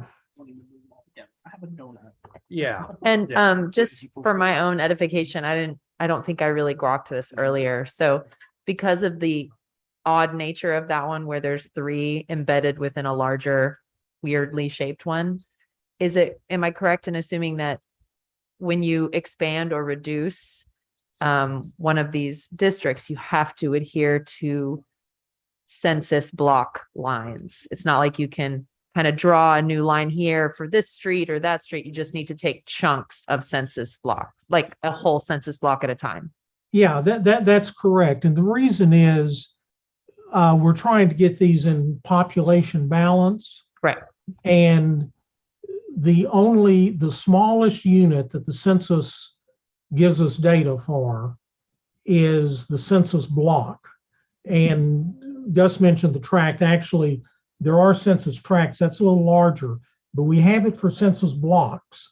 And so if we're going to know what the population is, we need to take the block, because otherwise we don't know. And on that particular one, you know, I don't know where the population is. It looked over at the, I guess it's the east end of that. I don't know if there was a RV park or something. It was just sort of an unusual shape. Looking at an aerial photo of it.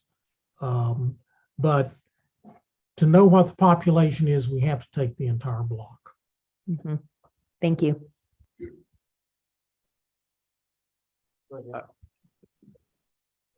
And I want to thank Council Member Carlson. He took time out and we sat down recently and reviewed the former, and this resulted. An observation. For purposes of this map, the feedback from Perseus Farms and Barondo Pines, it's kind of a community, it's considered a community of interest. People are in the same area, right? And Barondo Pines, they definitely expressed an interest to keep that relationship going.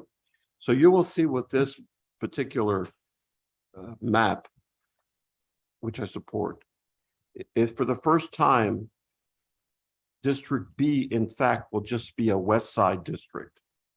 And so that brings together all of the, like the newer planned developments, all of those issues, economic issues, development issues as well too. So that's kind of consistent too with what most planned communities do. The newer parts kind of stick together, and then you have others like that. So that's kind of the reasoning there. Joe, didn't we talk about keeping Delaney Cove together too? Because Yeah, it's still showing split. Is that because of census tracts also? No, Delaney District Cove A is was not changed. Huh? District A was not changed at all. So Well, the thought is, because why would we split Delaney Cove? it's always. It's always been split. Why though? I mean, Because under the first redistricting round, that portion of Delaney Cove that sits on the 2004 side was non-existent. right, but it is now. Right, Why not lump them together? Oh, yeah, we could do that now. Yeah, I mean, that's up to Right, that's what yeah. I was saying. Why can't we lump it? Actually, we did talk about Yeah, that. I thought we talked But that about, was something that I said that I don't want. you don't want all of Delaney Cove? I can take all of Delaney Cove, yes, but I thought you were saying to put it somewhere else. Oh, no, put it all I in it. love Delaney Cove. Yeah, put it all in. Once again, Let's we talking around here now, guys. We need to focus a little bit better. Talking around a little bit. All right, Gus needs to hear what we're saying. All right. Okay, so I think, Bob, what is being asked, if Cameron can pull up the map again, at the southwest corner of District A is an area known as Delaney Cove. It's along 1765 and Delaney Road. They would like to see the effect of moving that from District A to District B. Cameron, can you pull up the, Oh, I'm sorry. I'm sorry. So you want to move the southerly portion into A? into A. Oh, okay. Because they have- Okay, the westerly portion. I because- apologize. Because they have the same interests. So Okay. That's why. Okay, did that make sense or do I need to restate it? Cameron, can you pull up the screen so that we can see moving some blocks around? Yes, give me just a second.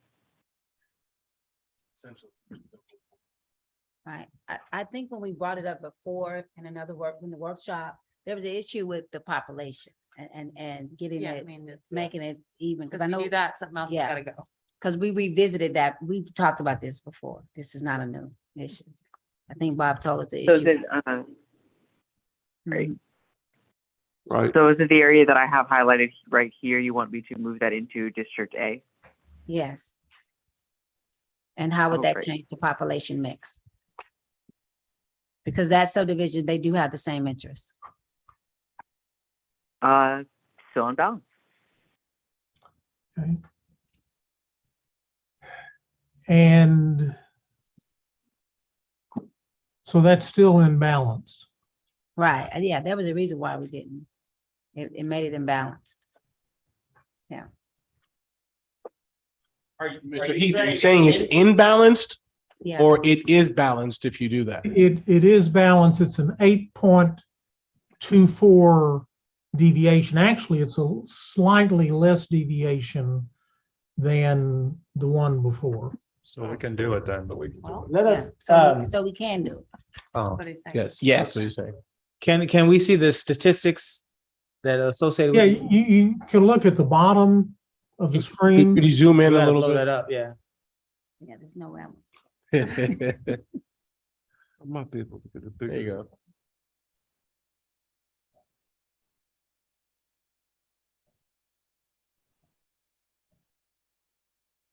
Can you see?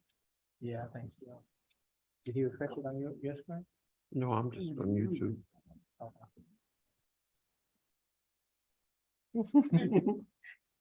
And the reason the overall deviation changed is that previously B was your largest district, and with the shift, A becomes the largest district. And C remained where it was. So you measure from the largest to the smallest. But the deviation's about the same either way. Okay. This actually also becomes more consistent, although we cannot take future development into account. It will balance itself out later on when the rest of the development is built. So this actually makes more sense in that sense, in that case. It'll balance itself out. I agree. So if we add the land use code southern section, then A becomes the largest district For now. for now, until the new development. Correct. comes.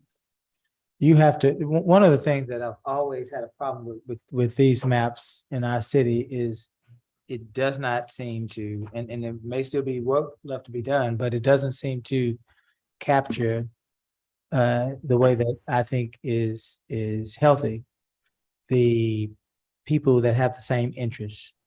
For example, if you look at that southern border of our town,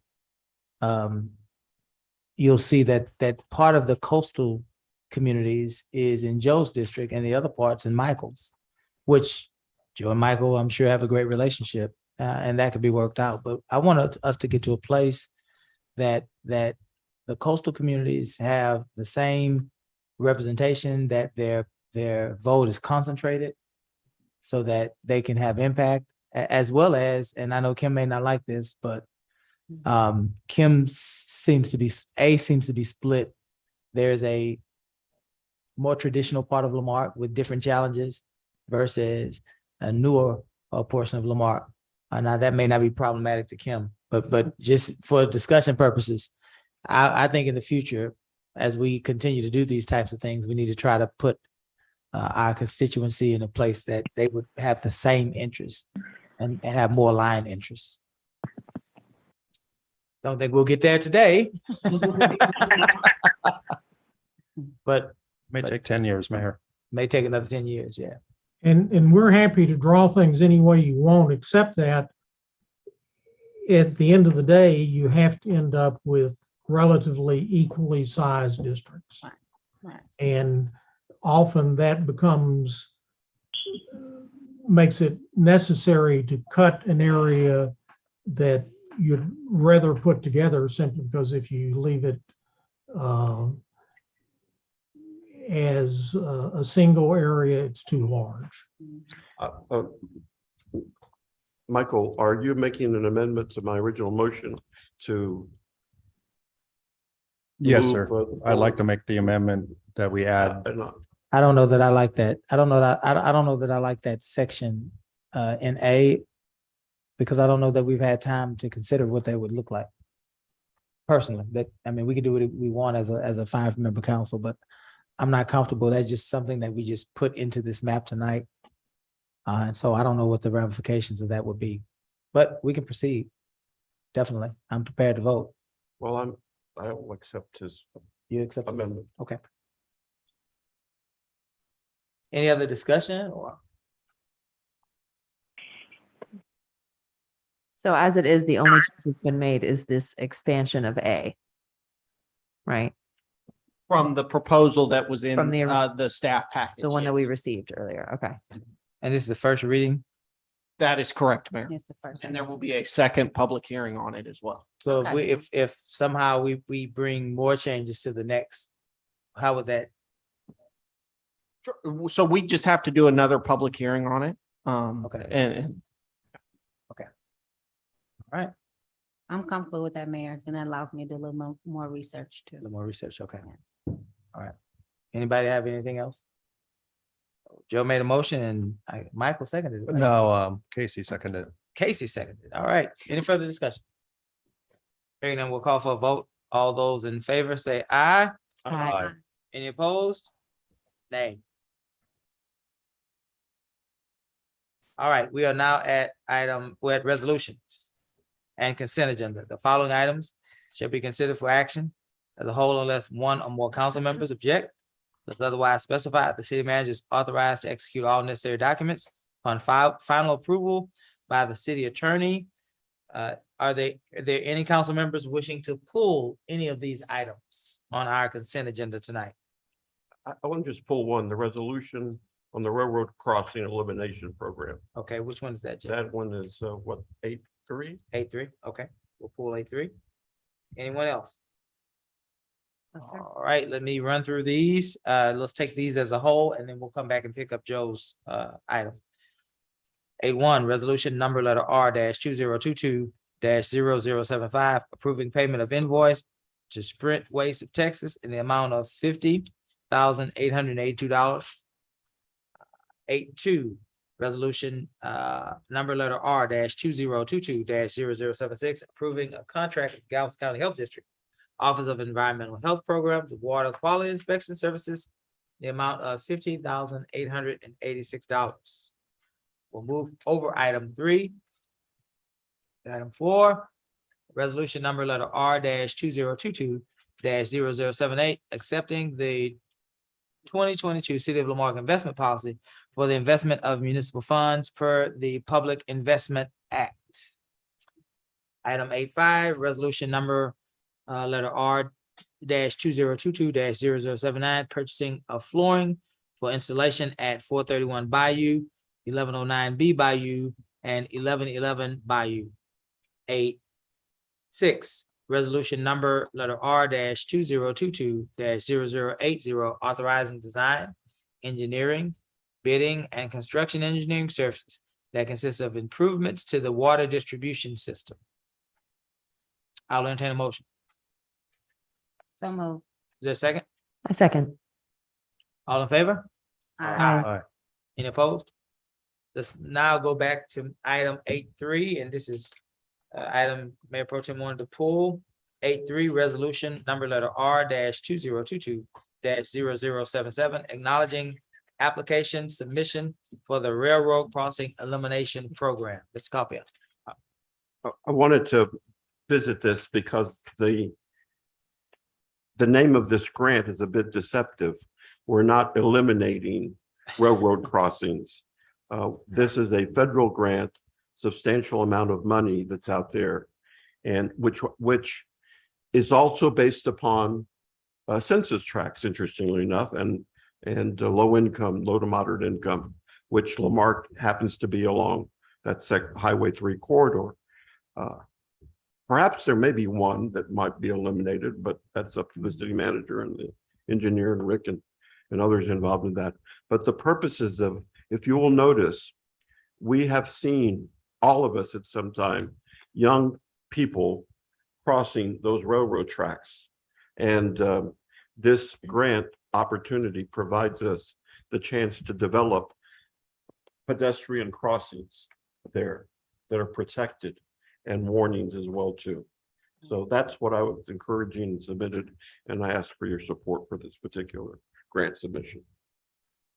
Any questions? No, I think he's right. I actually lost a student, former student that was doing yeah. the same thing. I on the remember that, front. yeah. And so that has been a concern of mine as well, Joe. So when I read that, I knew that there was some other support.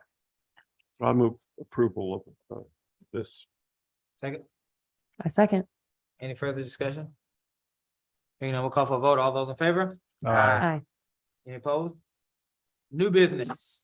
Items presented to council for discussion and for council to provide direction.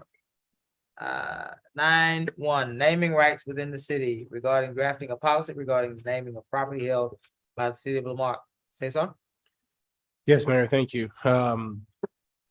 We wanted to get some clear direction. It was brought up at the last meeting for us to discuss how he wanted us to address the potential naming rights for our library, possibility of it being renamed for in memory of a late Mayor Sam. And the subject brought up quite a bit of items in addition to that about other forms of namings and so forth, whether it be a bench or a tree or a park or what have you. So we wanted to make sure that we could get some clear direction on what you'd like to do for us to create a policy of doing so. And if you give us that authorization to do so, then we could work on something and bring that back to you. Much more formal, if that's the direction you want to go in. In the absence of a policy, what we're saying is, can we get your blessings to create one? Very good. We don't have a policy, right? To my understanding, that nobody could find, no.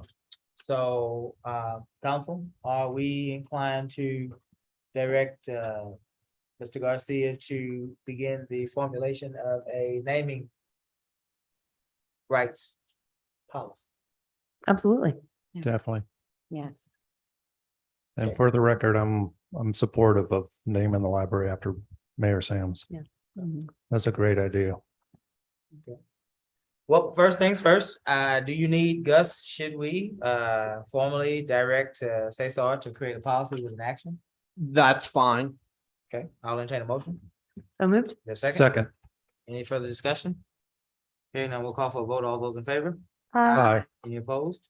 Item 9.2, items for the good of the order. Let me go back, guys, and be kind to Mr. Compion, see if he'd like to vote on this.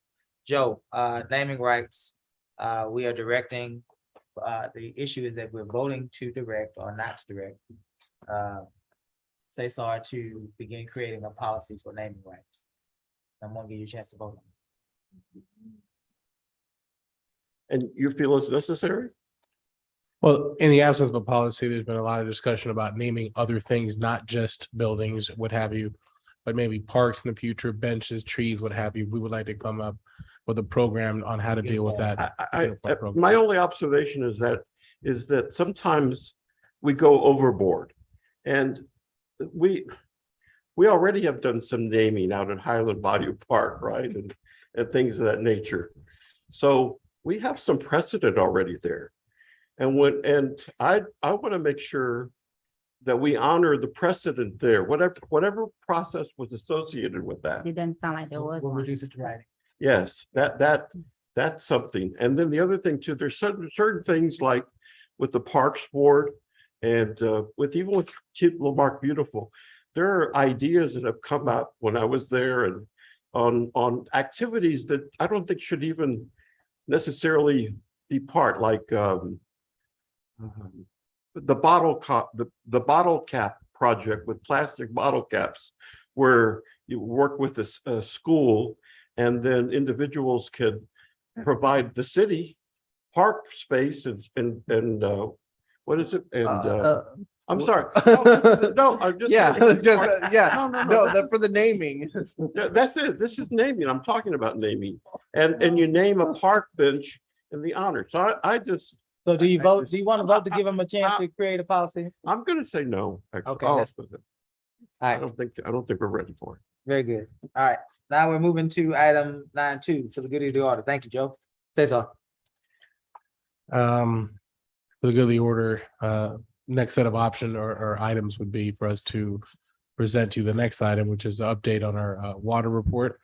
I see that we have our Public Works Director, we have the presentation ready, but I'll allow if anybody else wants to do good of the order.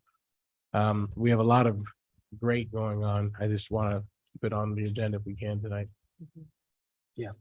Very good. I think it's a fabulous way to move forward. Council, do we have anything for the good of the order? No, sir. Go ahead. Do we have a report or what? Yes. We're about to proceed once everybody's done with good of the order. Once we all Oh, make our good of the order. I thought we weren't gonna do this report. So that's one surprise. This is just an update as to what we worked on thus far.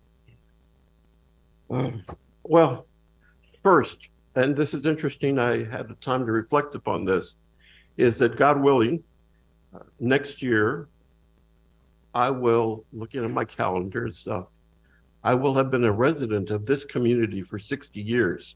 Oh, wow. And Good, thanks. I used to wake up every morning, I know I told you this, thinking I was 18. Now I wake up thinking I'm 40. But especially when I think about 60 years. And the other thing that I believe is so important is during those 60 years, heck yeah, we've had our disagreements. But we've always managed to overcome that and not get them personal. So whatever was these dynamics, if I can live in this city and I have the right to live anywhere that I want to live, but I purposely said I'm staying in this community. It was where my family is based and stuff. And then we all can still continue conversing, being friends with each other, and still have our disagreements without turning them into personal, or I hope attacks on families on whatever side. I just, it hurts me after 60 years that perhaps there's too much of that. Not only perhaps in the city, but in the country as a whole too. We just need to be kind to each other on that side. And then the other thing I want to thank Kathy Keith, Ben Keith particularly. We sponsored the Rain Barrel Project. Interesting statistic, and you're about to talk about water. In most communities, half of your fee on your water bill is what you spend on your landscaping, watering your lawn. Not my yard because it dies, but for most people, they water their lawn and they spend a significant amount. And that's what the purpose behind the Rain Barrel Project was. There were 40 rain barrels, and mind you, these are contributed by Coca-Cola Company. And so they're you're gonna have water in there, but these are already rated for food products, is what I'm saying. And so all 40 were spoken for. They were picked up, and there was a little seminar, and we will attempt to schedule another one as soon as possible for in the new year as well too. So I thank that, and also the Galveston Bay Foundation for taking their time out to come and participate and provide us those particular rain barrels and the education. And the fire department, I thought I saw Tanner earlier.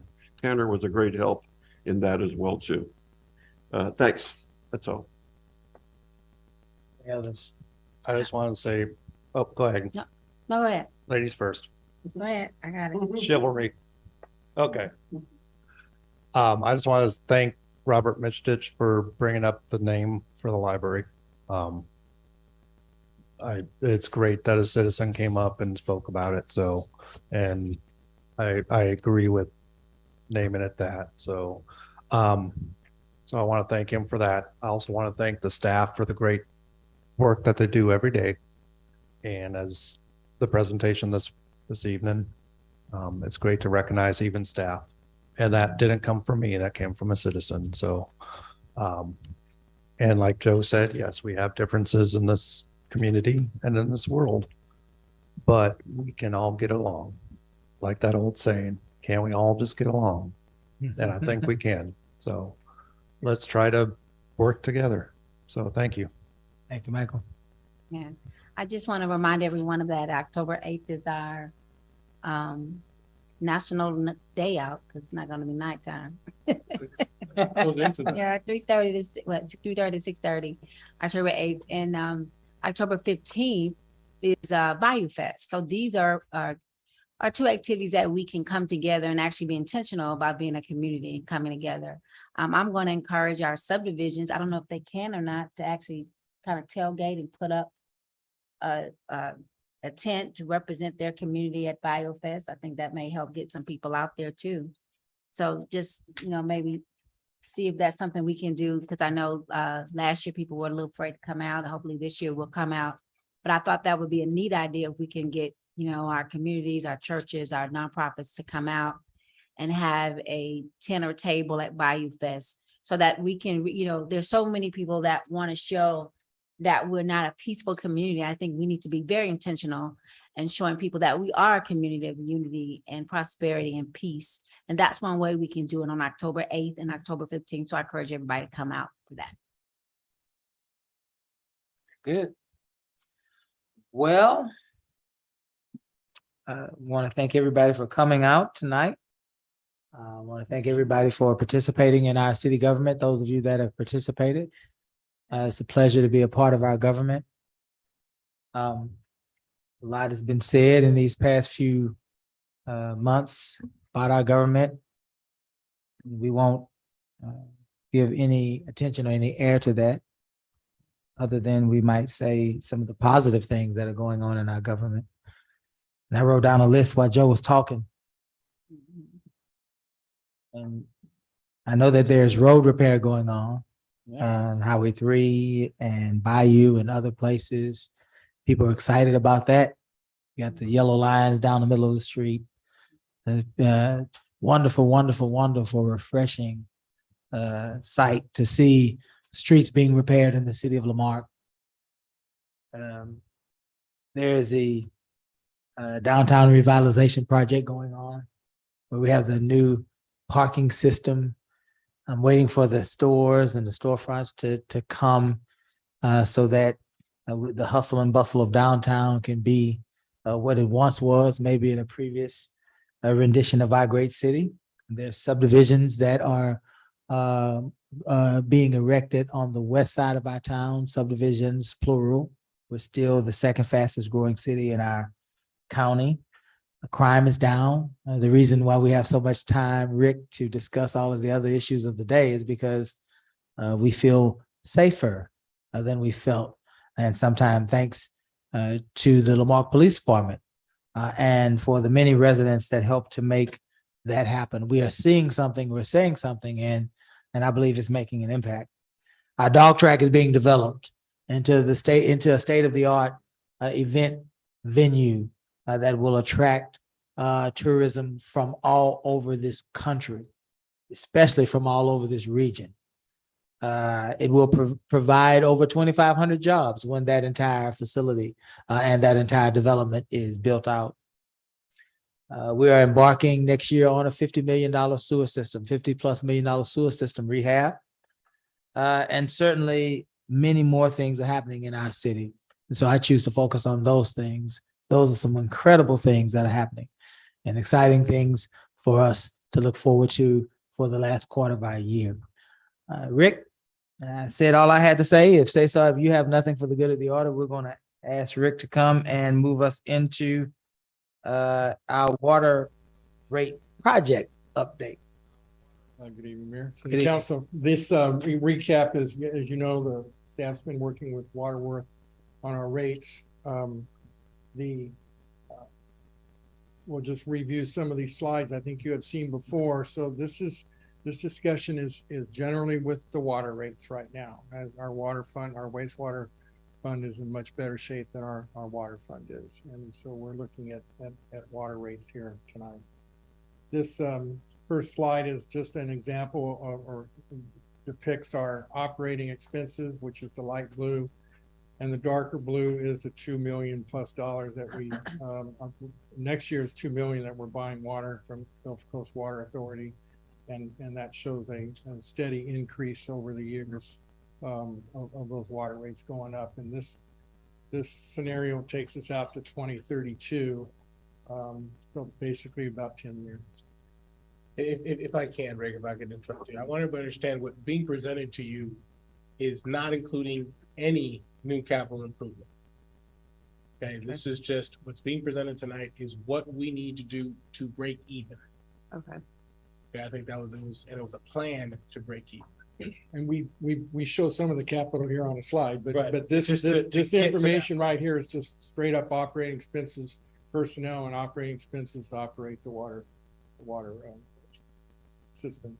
This is our current debt. As you can see, it's falling off quite a bit by 2025. We're currently carrying some debt on that water fund, and this is just an example where it depicts that current debt service where it falls off completely in 2029. These are capital improvement projects that we have planned. One of them, these are the 2-inch water line projects that we've discussed. Those were identified in a 2016 study. These will replace basically 50%. These two areas right here, areas 1 through 3 and 4 for 6. There's actually 12 areas total that we've separated those 2-inch water lines down to. These are 2 of those projects that we've got pending right now to go forward. We will bring those back to City Council, I believe, next month, along with what we brought to you tonight was another CIP project, which was the Main Street and the Lake Street design work. These are the funding mechanisms we're planning to pay for those. We've discussed using funding through the state revolving fund, through the Water Development Board. It's low interest, very low interest money, paid back over 20 years. It's used pretty widely. A lot of utility districts and cities use those funds, both for drinking water funds and they do have clean water funds that we will take a look at in the future also possibly. Can I pause you right there? This is the point where as a council, if and when you were to move to do some of these capital improvements, is when you would have to decide, is this going to go out as a bond? Is it going to be a certificate of obligation? Is it whatever it would entail to be? The reason why we are recommending the state revolving funds that Rick mentioned is because 1, they're currently the lowest interest, and 2, because we qualify, a large part of that, at least 30%, correct me if I'm wrong. The new money coming down from the infrastructure money is mandated to be 30%, but even the existing funding, there's some mechanisms in there with the existing funds to do for So with state. What that means is that if we took on this debt for these capital improvements, we are hopeful that at least 30% of it would be waived. It would be granted, should you take that route. So it's essentially by going through these state revolving funds, they're essentially building a grant into the loan. So you're talking about monies coming. Are you talking about from the grant monies of 48 million or the monies that's coming through the No, infrastructure? this is separate. This is for our, Additional funds. this is for our cleaning, our drinking water. The SRF programs have been available for many, many years. Okay. The Marque has never used them. I've used them in the past at other places where I've worked. So I'm familiar with them, but they're very popular. They're used very widely because of that low interest.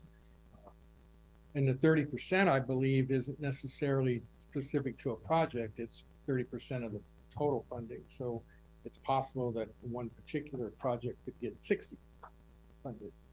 That's why we would recommend this. We don't know. Should you want to. Should you want to go that route, should the community want us to do some capital improvement work with the water, which has been the ongoing focus. If we were to do that, this would be the most logical. Yes, if you could go to bond, CO, whatever option you would want to go.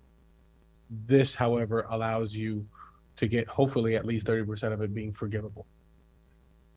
So it's So- very- Oh, Right, I was gonna say, it's very easy to submit these projects.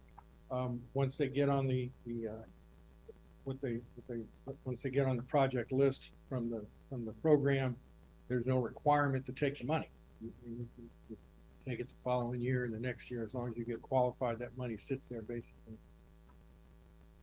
Which would allow us to be aggressive to continuing to apply for grants. And if need be, these funds could be used as matching funds for said grants. So it would be our recommendation as we stand right now, that would be the most economically logical way to go. Again, we're not deciding that today. We're just showing you what the that was like. Just showing you some of this. These are once again the funding mechanisms for year in 3 and 4 and 6. The light turquoise line is the debt payments on those loans going out, and those would continue past 2023. Like I say, those are 20-year notes. And they run, once we get both projects up and running, it's about $1 million a year. Projects.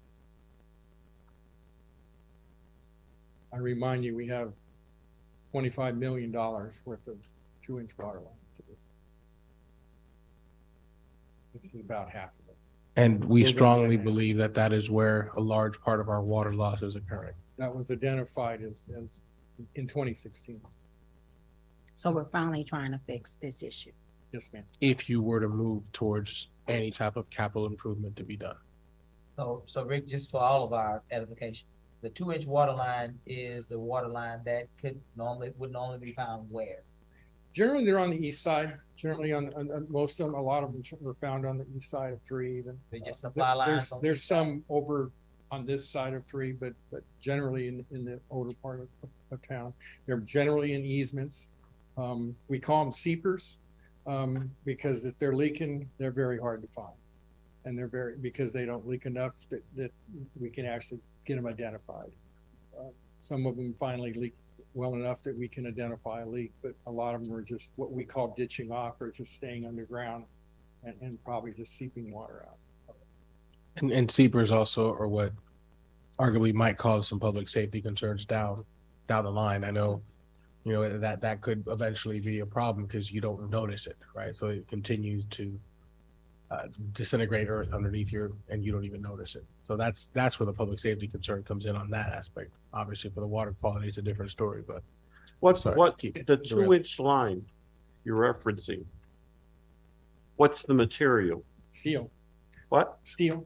Most of them are steel. We had a piece at a council Steel. a while back and So we does replaced- does steel, what's the useful life of steel?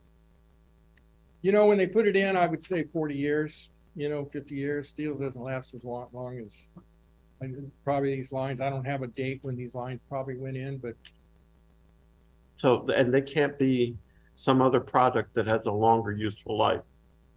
as far as the new lines that we're putting in, Yeah. we'll put in PVC. That's what I'm saying. What, Yeah, and I Well, apologize, but if- we're getting a long way away from an update on the water rates. If I may, if I may, this is actually tied to the water rates. So if we could get back to the presentation and show you how it's incorporated to that, but to answer your question, we're trying to go PVC because of longevity. we're gonna talk after that. because No, This is all. we need to disagree talk with about water rates in general. And, This- and if this- you want to if we want to give an update on the water rates and the process of that, that's fine. But how we're going to spend the money, I That- promise. I promise. this will we need come to full stop. circle in a second. I wasn't, who was asking about that? I wasn't gonna spend money. we were talking about a capital improvement. Well, it's the reason why it's tied to the utility side. Go ahead. If we Let's, could indulge. let's keep it to water rates. Go ahead, Rick. So these are revenues. This shows the revenue stream and what we anticipate that revenue stream would need to get to in order to fund just the operating revenues. So if you remember those original lines with the operating expenses and the purchases of water, we're running right at that $5 million. Okay. And our current revenues, as you can see, is below 3 million. We need to move them up towards that $5 million figure. That's the figure Casey was asking for. Yes. So that our What is it gonna cost to operate? responsibility is $5 million for our water expense. At our current rates, we're hovering at about $3 million revenue. So if we don't Okay. make a change soon, we'll be in that sense.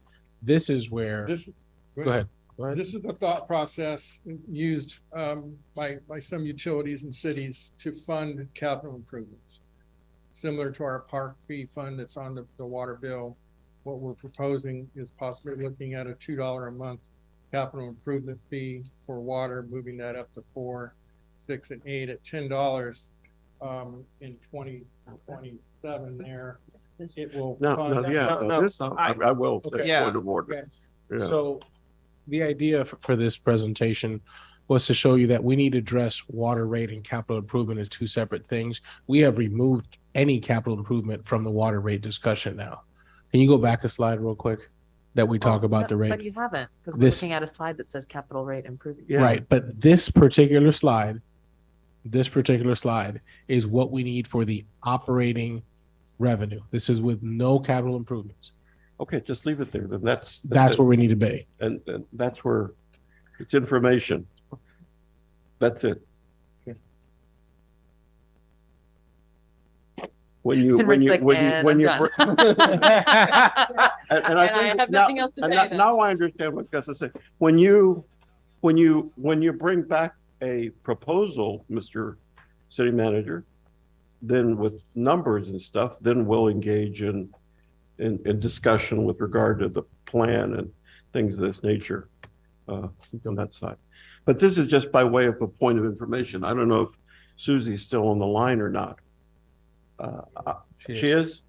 I was pleased to learn, and this is also a factor, but I was pleased to learn, and I asked the question, that our city's credit rating, there are two. One is A- and one is AA. And That's what this slide is. yeah, Can you go back? This shows our cash position and related to those ratings.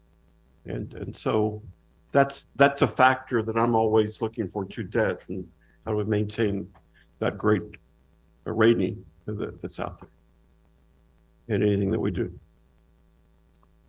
And then that last slide is, so that's the proposed rates that we've talked about with a 2-year plan. The first move would be 1186 and then it would go to 14. So essentially, these are the smallest incremental jumps to be made to break even. This would be the break even numbers, not including capital improvement. Right, these rates. This is how they would look So like. this is not fixing the line This at is all. not fixing a single water line. So we're still having water loss. doing You're this. still exactly how you are right now. This is the changes you would need to break even and maintain your operating. Can you send me that This PowerPoint? entire PowerPoint will be available immediately following the meeting. Okay. Will with you the- send it to us directly? I will. Okay, thank you. In relation to that, I want to make a point. Well, there was a resident earlier that mentioned how we would rate the rates and such. It is shown on there, the base rate is what folks would pay for 0 to 1,000 gallons of use, and how incrementally it goes down based on usage, and then it balloons back up, if you will. So it goes down, then it balloons back up.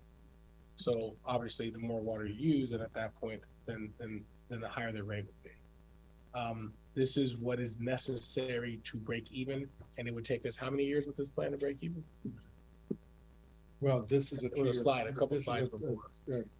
The original slide was 3 years, 2-year plan. Right. This would get you to a break-even point at 3 years. And- So. And if I you like- mentioned before, excuse me, that we do use a conservation rate, which is widely suggested by both the Water Development Board, EPA. You mentioned people watering grass, the whole conservation issue with water is huge, and that's why our water rates increase with volume. The most expensive part of water is getting it to your tap.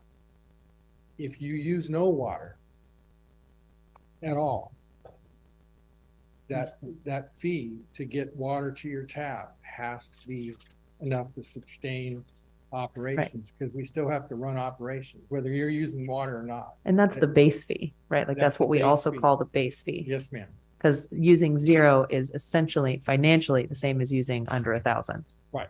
Okay. And that's why that base fee, if you only use 1,000 gallons, in theory, you're paying more per 1,000 gallons, because you're gonna pay $8 or $11 for 1,000 gallons of water.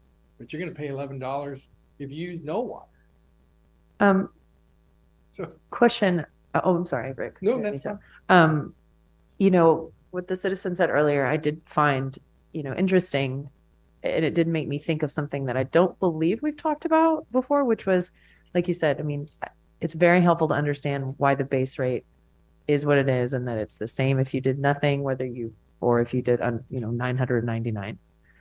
But is there precedence in other municipalities where the block rates that come after that are even larger than what we're looking at here? Like, that they're substantially more expensive to spend 1,000 to use 1,000 to 2,000 and 2,000 to 5 and whatnot.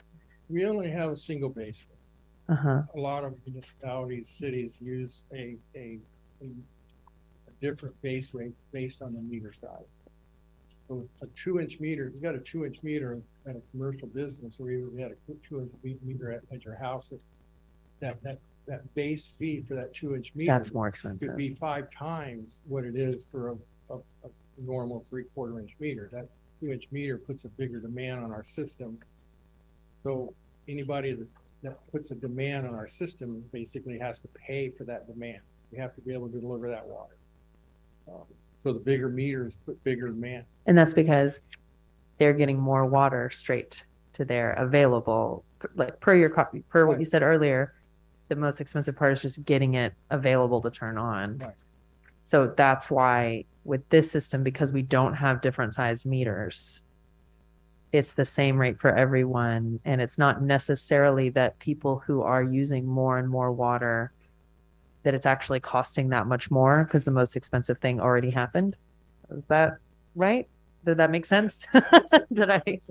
It comes back to demand again, because we have to we got to build infrastructure to be able to put demand on a system. So say a large commercial property that has a large 4 or 6-inch meter, that's a huge demand on our system, because that meter can run up to 1,000 gallons a minute. Right. So we have to be able to deliver, versus a residential meter. A basic 3/4 inch residential meter is 25 gallons a minute. That's all. Right. That's all you can pull off that meter. But we do have entities here in Lamarck that have 4-inch meters that have, Yes, we do have some. but we have commercial not, businesses. we have some commercial businesses. Is there a reason we haven't talked about changing that base rate for those larger meters? Oh, we are. It's been discussed. It's been discussed. Well, but I mean, I guess you're right. Yeah, we have, but, okay. And we'll talk more about it because I agree that, I mean, if there is something to be said for, the most common citizen understanding that they're not being that someone using commercial water levels would be charged substantially more And we than have the average commercial resident. rates that you're aware of. Right, but I'm they aware could- of that. they Could eventually be higher because of those meter fees. We only have one fee for commercial per meter. Uh-huh. Once again, most have more. And you said earlier, we only have one base fee. One base fee for residential, one base fee for Right. commercial. Those are different fees, Right. but they're both only just a single fee. Okay. And we And- have some residential meters in the city that are, there's some that are larger than the basic 3/4. So. And I think that's what I'm trying to get at. My apologies that why don't we establish a base rate that, like you said, if it's more expensive to just get that water readily available for those larger meters, should we establish a second base rate for residences that charges more accordingly? question, just putting it out there. I think it would be something I would like to consider. And forgive me if we've discussed that and in the moment I'm glossing over it. No, it's just, so it would be contrary to what one of the residents came forward. It would charge, which, if I understand what you're saying correctly, you're saying to charge a higher base rate and then reduce the other categories? I'm saying let's make sure we're using all avenues to ensure that those who are using more water are charged more for the use of more water. Absolutely. Just period. And that's the intent with how this is. So in the past, it would scale the other way around. And now it's scaling upwards. So now that's been a part of the discussion earlier, but what Rick was saying just piqued my interest in terms of if there are larger meters in residences, why are they paying the same base rate if it costs more to get water to them as it does with someone with the regular 2-inch?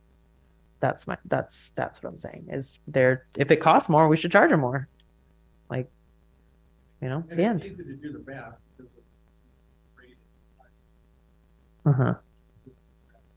Okay. Well, anyway, that's just one thing that I didn't think we'd seen, that I hadn't really grokked that earlier, that there are different meters for residences. It makes sense. But I'm done. Good Lord. Any other questions? I- Go ahead, Joe. Just speaking very quickly, going back to the bond ratings that we have, there's a reason why we want also to maintain those. When we lose and we have drops in those bond ratings, we have to pay for municipal bond insurance. And that adds costs if that's a route that we take, with COs and things of that nature. And the other thing, just by way of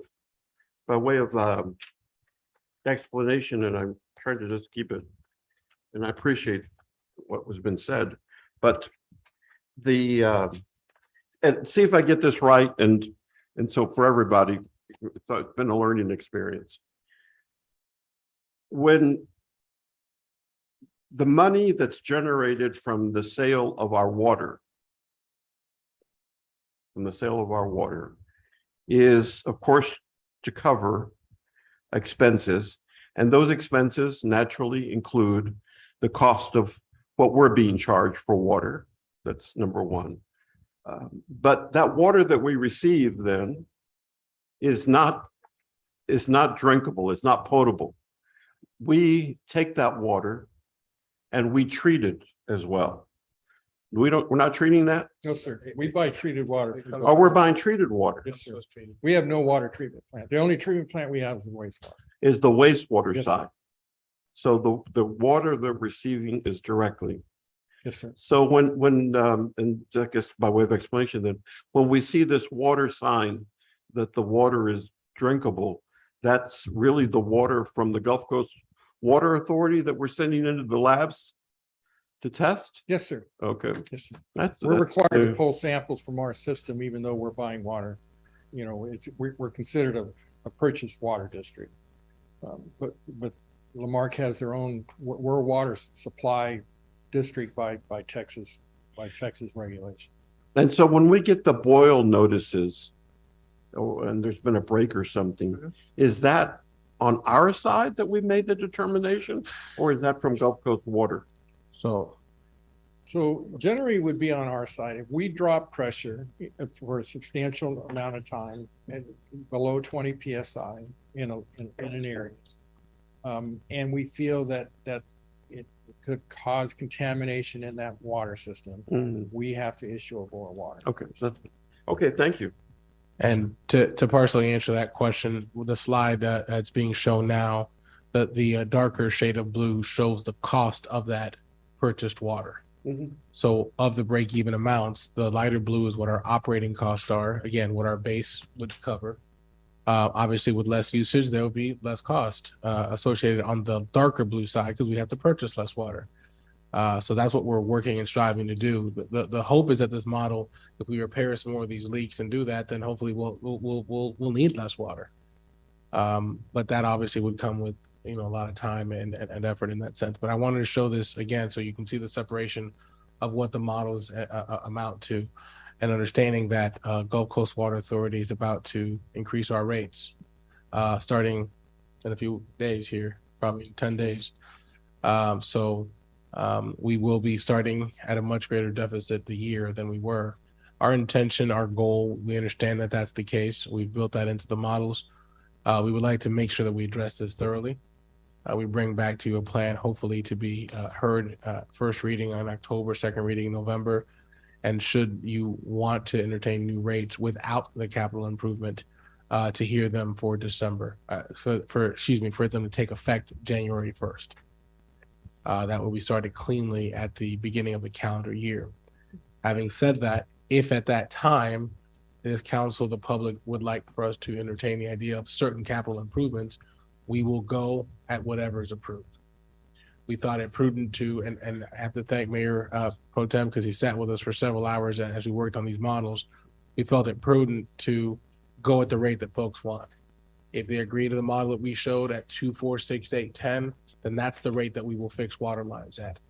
If they wanted a more aggressive model, we'll fix them faster. If they want a least aggressive model, we'll fix them slower. If they want no fees, then we won't fix anything.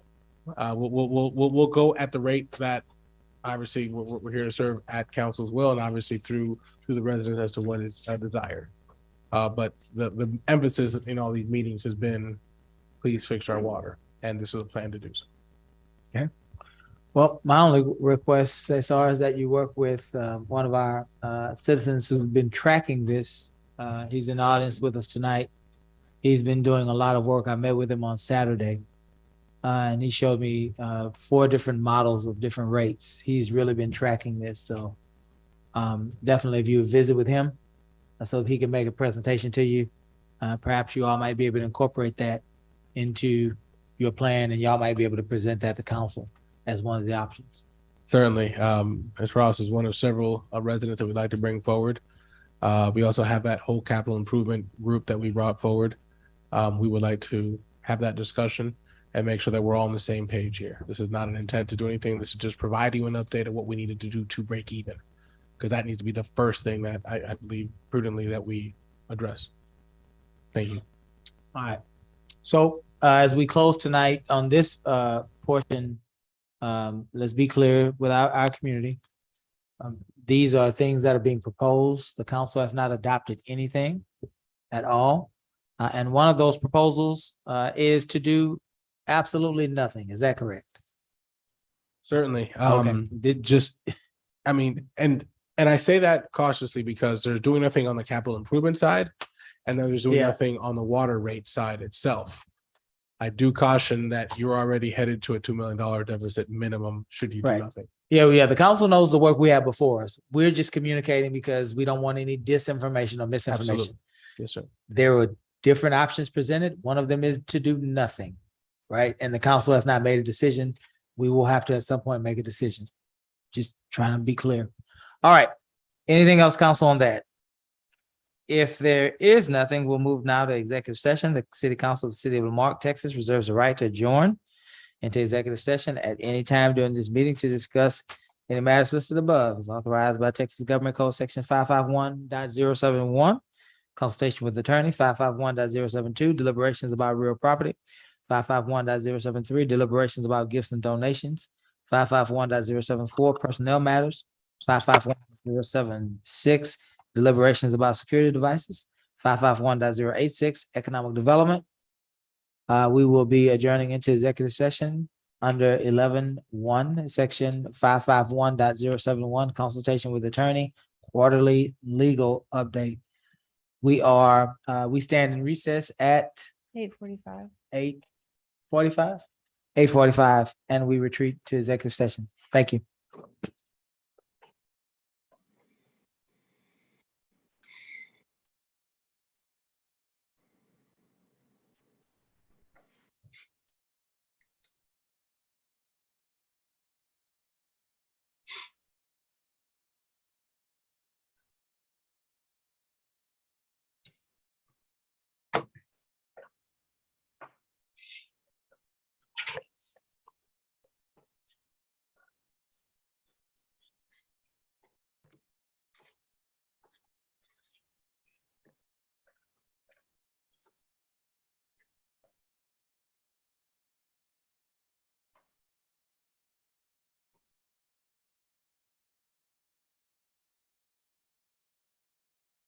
Hello, Oh, how are you? doing all right. How are you? Oh, I'm fine. I'm fine. I'm outside counsel from Louis Brisbois on this, Justin Pfeiffer on the fund with the tax rate. Okay. I am Brian Bagley with Olson and Olson. I'm just here to give an update on some investigations that were done by an outside investigator. Oh, okay, perfect, perfect.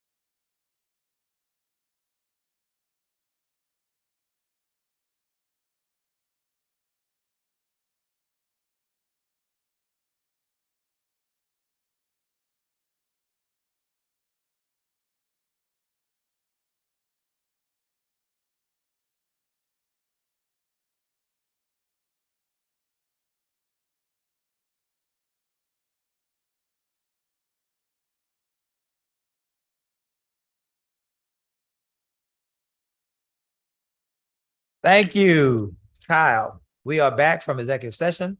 We're at item 12, actions taken from executive session, 12.1, section 551.071, consultation with attorney, quarterly legal update. Counselor, are there any actions? Yeah, reopen the meeting.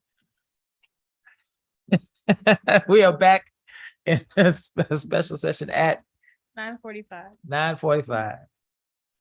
Council, are there any actions that we seek to take after the executive session?